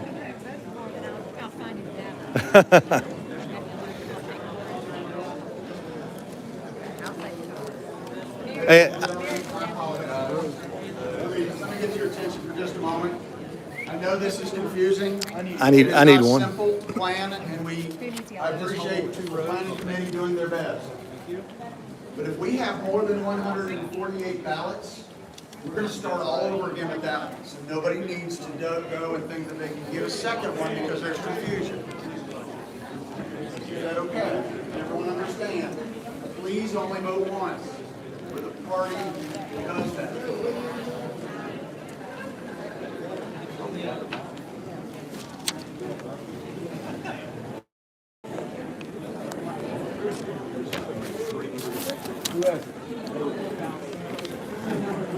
Okay. I got to vote again in here, so camera's probably going to be unadjusted.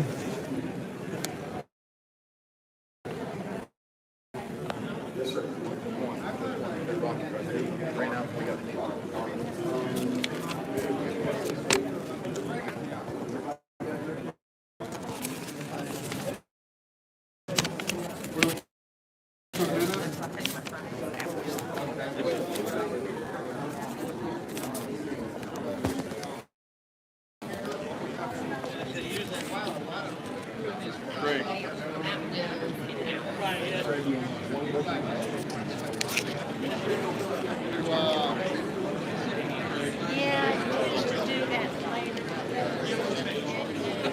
Yep.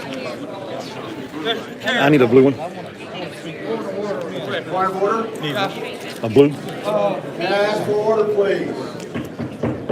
Need a blue. Looking at this Nope, little I don't need that one. I problem need we have right now, Yes, sir. we have 3 votes Yes, sir. that we're voting on, 3 options. Yes, sir. Can we not do a roll call vote from the delegate list that has been complied by our Political Committee? And if you don't answer, then you don't stand up, you get out. It's that simple. Okay, we got 147 people. We're figuring That's all we need. Mr. Walker, if I can beg your indulgence just a moment, I think we're almost there. Otherwise, your point would be taken. We would be voting on your point. Yep. If we have to do that, we will, which what he is asking is, and I would propose it this way, we can't get this done shortly because of our press of time. We could be here until 6 o'clock. I don't care. A standing ballot, meaning that I will call out a name, you will stand for that person, and then the tellers will count. I prefer to keep it private, but this is why we have to do this. Mr. Walker, if that's okay, I'm not going to accept your point at the moment. Give us just a little bit more time. Thank you, sir. Oh, sorry. All right. We're speaking to Pass the ballot To the end of the aisle. Pass the ballot inside the aisle. Everybody stand down, please. Take a seat if you will. This is not. I don't want to make a point, I want to get it done. Yep. Rules have been read before you. I didn't get a green one. I would accept the motion to waive that rule in order that we can get this going. This color green? Yeah, the lime one. You want to continue with ballots for the private, or would you like to stay?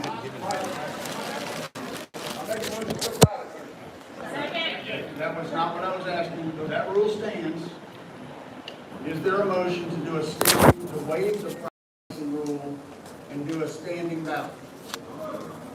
Point of order. Yes, sir. The county rules and the state rules provide for a secret ballot. Yes, sir. We should follow the rules and not suspend or change the rules. Thank you. Point of order is sustained. Are there any that have not gotten your ballots? Going once. Going twice. I wish we were selling something gone. You're done. I do thank you for your indulgence. I know it is not going smoothly. Again, we're doing the best we can. So thank you very, very much. I have been handed a note. Now, I want to thank Micah for it. If you're frustrated by the process, remember what Churchill said. Democracy is the worst form of government, except for all the others. Okay. Stand at ease for just a moment. Just a moment.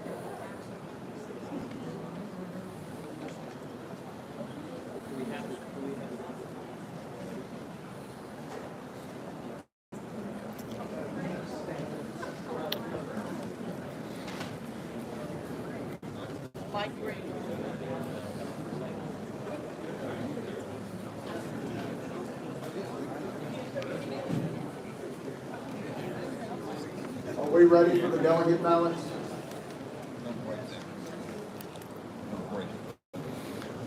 This is the world famous South Carolina historian, Buddy Witherspoon.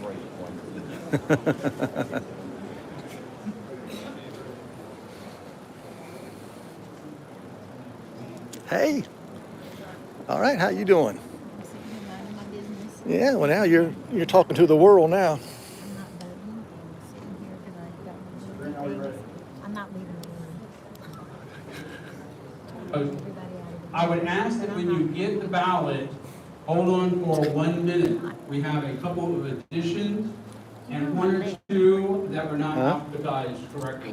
So I just want to make sure that everyone understands. Oh, you hurt your leg? All right, we're going to be beginning to hand out the ballots. Again, yes, sir.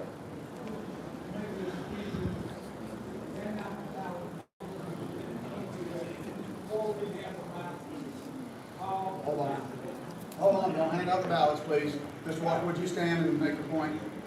Before we hand out the ballots, about 147 ballots, that's it. 148. 148. There's 148 people, maybe 150 in here. Does anybody have an objection for them calling out a name and you go up there and get your ballot? That way we get 148 ballots and not 150. Point, Mr. Walker, the point is not sustained. We are ready to hand out ballots. I thank you. Appreciate that. Another point of order.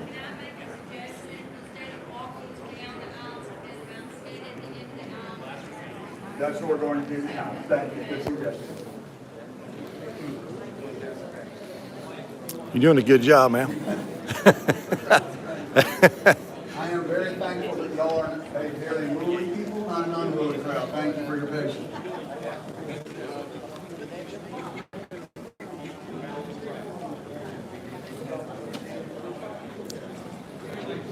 Yes, sir.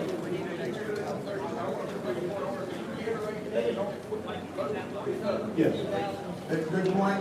Point of order has been made. This is a reminder, you can only vote for 47.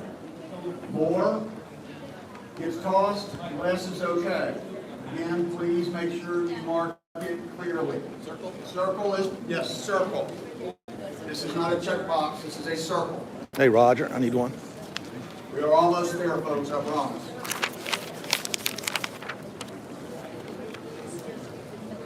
While these are being distributed, I am going to apologize to Mr. McCabe and Ms. Calhoun. They had asked if they could speak in the interest of time.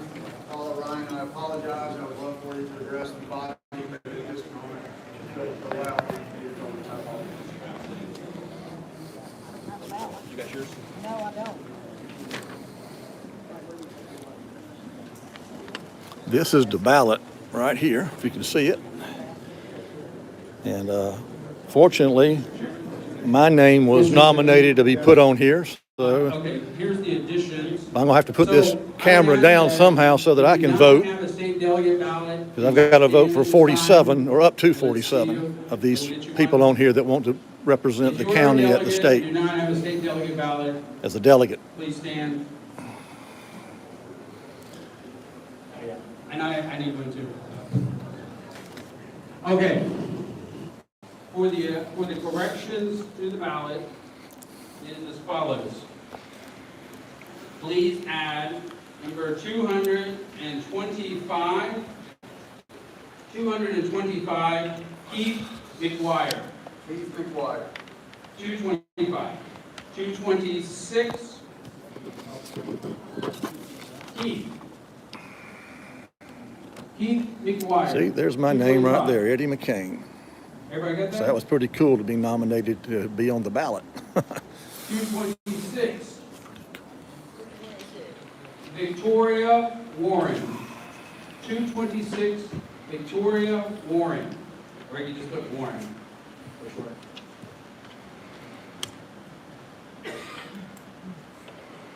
$227, Judy Smith. 227, Judy Smith, or just put Smith on line 227. 227. And on 228, put Curtis Loftus. Curtis Loftus, 228 Loftus. And strike out number 26. He was actually on there twice. 26. My mistake. Number 26, strike out number 26. Only 26. And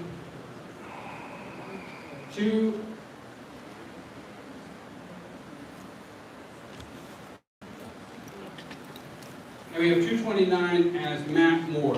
229 is Matt Moore. Okay, and everyone pay attention, number 176. Number 176, Melissa Sproul Brown. Brown. Strauss. Strauss. I'm sorry, Melissa Strauss Brown. I messed up the order of her name, so she should be under the B's, not the S's. Okay, so she's on there. She is number 176. So she should be in alphabetical order under Brown, number 28. But don't change the number. Don't change the number. Okay, that's it, Mr. Chairman. Thank you. So we have 225, Mr. Keith McGuire, 226, Victoria Warren, 227, Judy Smith, 228, Curtis Loftus, 229, Matt Moore. Please strike number 26 as it is a duplicate. And please note Melissa Strauss Brown has been unalphabetized. One other thing, Mr. Chairman, if they can count up the number of delegates that they voted for and put it in the top left corner where it says total votes, total voted. Remember, you can't vote for more than 47 or your ballot will be spoiled.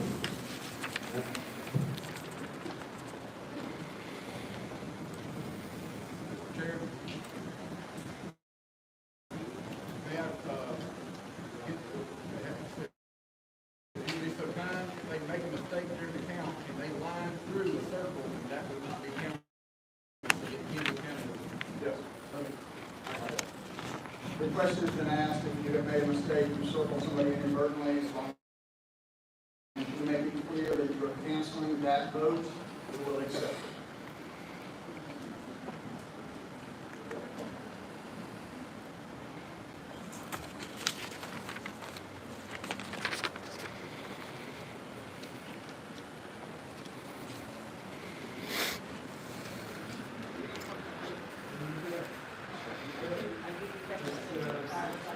Think, come in here and try to vote myself.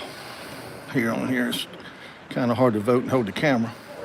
So I found me a table here. We having fun yet?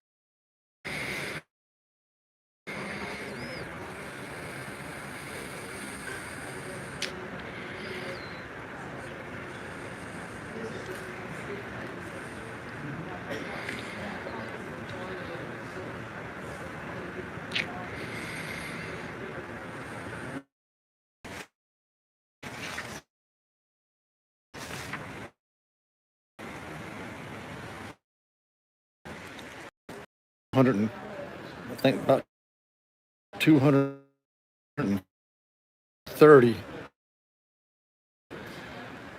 list for ballots for state delegates. And the people's names were nominated to be put on the ballot to vote for. And fortunately, my name was put on here. And so in a little while, 47 of these 230 names will be selected.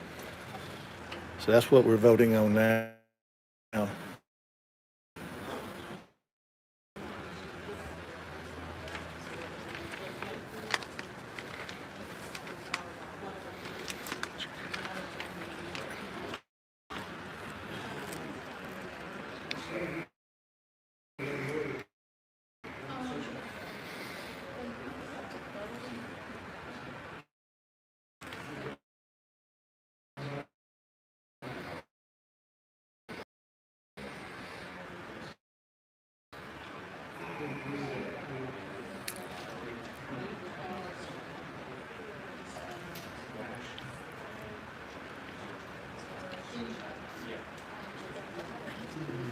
Get your bag, get your bag. I'm gonna get the stuff.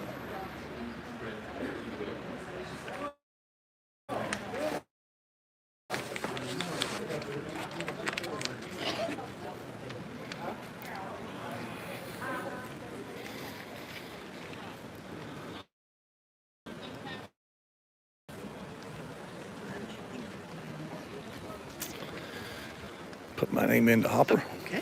There we go.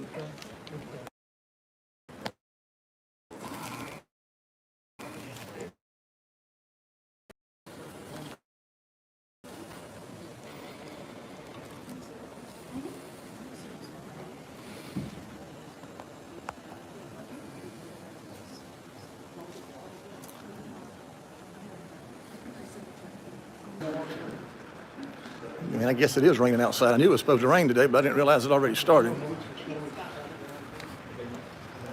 Yep. Hey.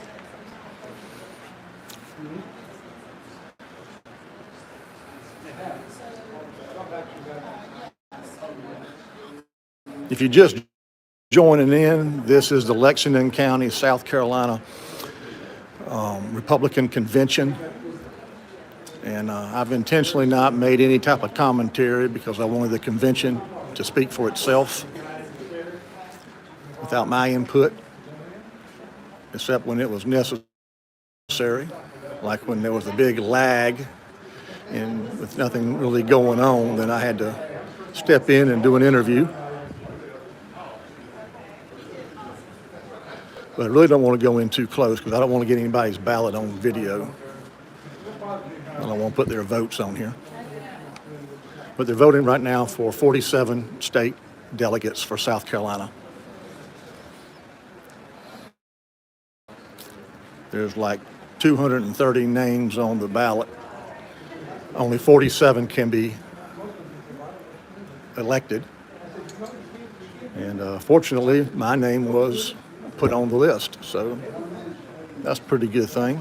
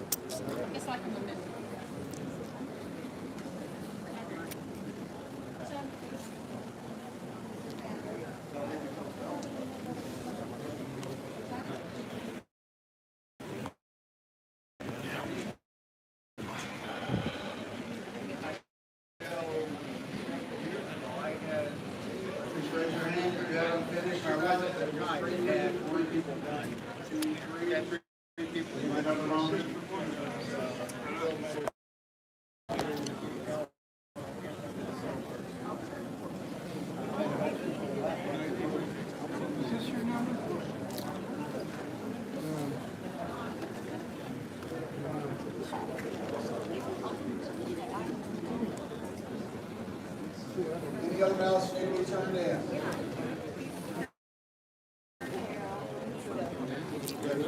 Hey, how you doing, buddy?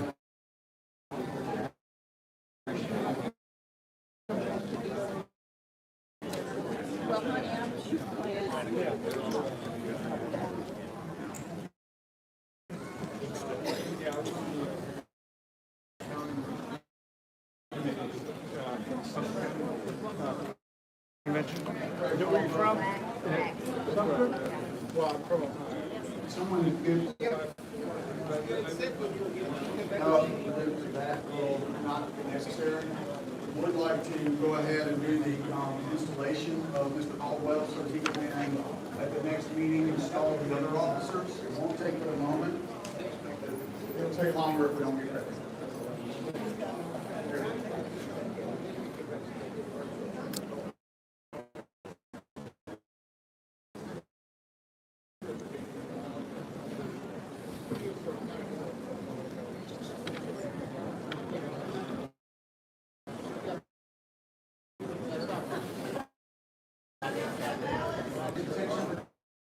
Just a moment.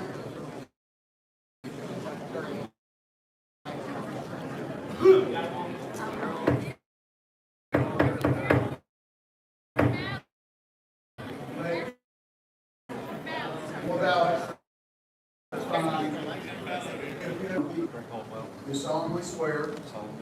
I will support the Constitution of the United States. State of South Carolina. And the policies, rules, and procedures of the South Carolina Republican Party. The policies, rules, and procedures of the South Carolina Republican Party. During my term. During my term. I will faithfully and impartially. I will faithfully and impartially. Discharge the responsibilities. Discharge the responsibilities. Of my office. Of my office. To the best of my ability. To the best of my ability. Congratulations.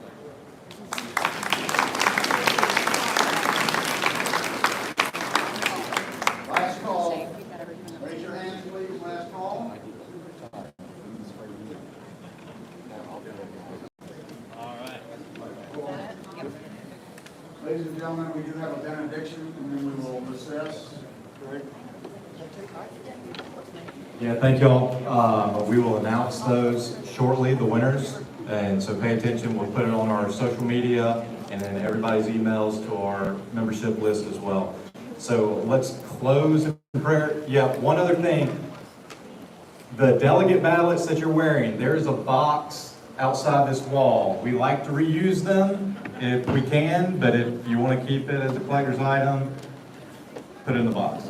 All right? So let's say a word of prayer. Thank you for being here today. Thank you for being patient and being a part of this process. Our gracious Heavenly Father, we thank you for many blessings, Lord. I thank you for each family and member represented here. God, you know each of their needs, and we ask that you just meet those according to your will. I thank you for the volunteers, the new officers, and the state convention coming up. I ask that your will continue to be done. Father, we love you. Bless us, keep us safe as we go home. We thank you for the rain, and we love you. In Jesus' name we pray. Amen. Amen. Ladies and gentlemen, delegates, alternates, and guests, we have had a tremendous morning. Thank you very much. I congratulate you on passing the vital business. The Lexington County Convention of 2021 is now recessed. Y'all have a great day, and thank you for your patience.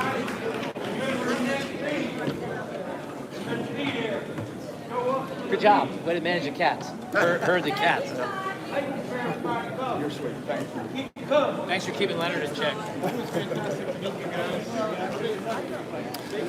Okay, well, this just completes the Lexington County, South Carolina Republican Convention. And we will find out by email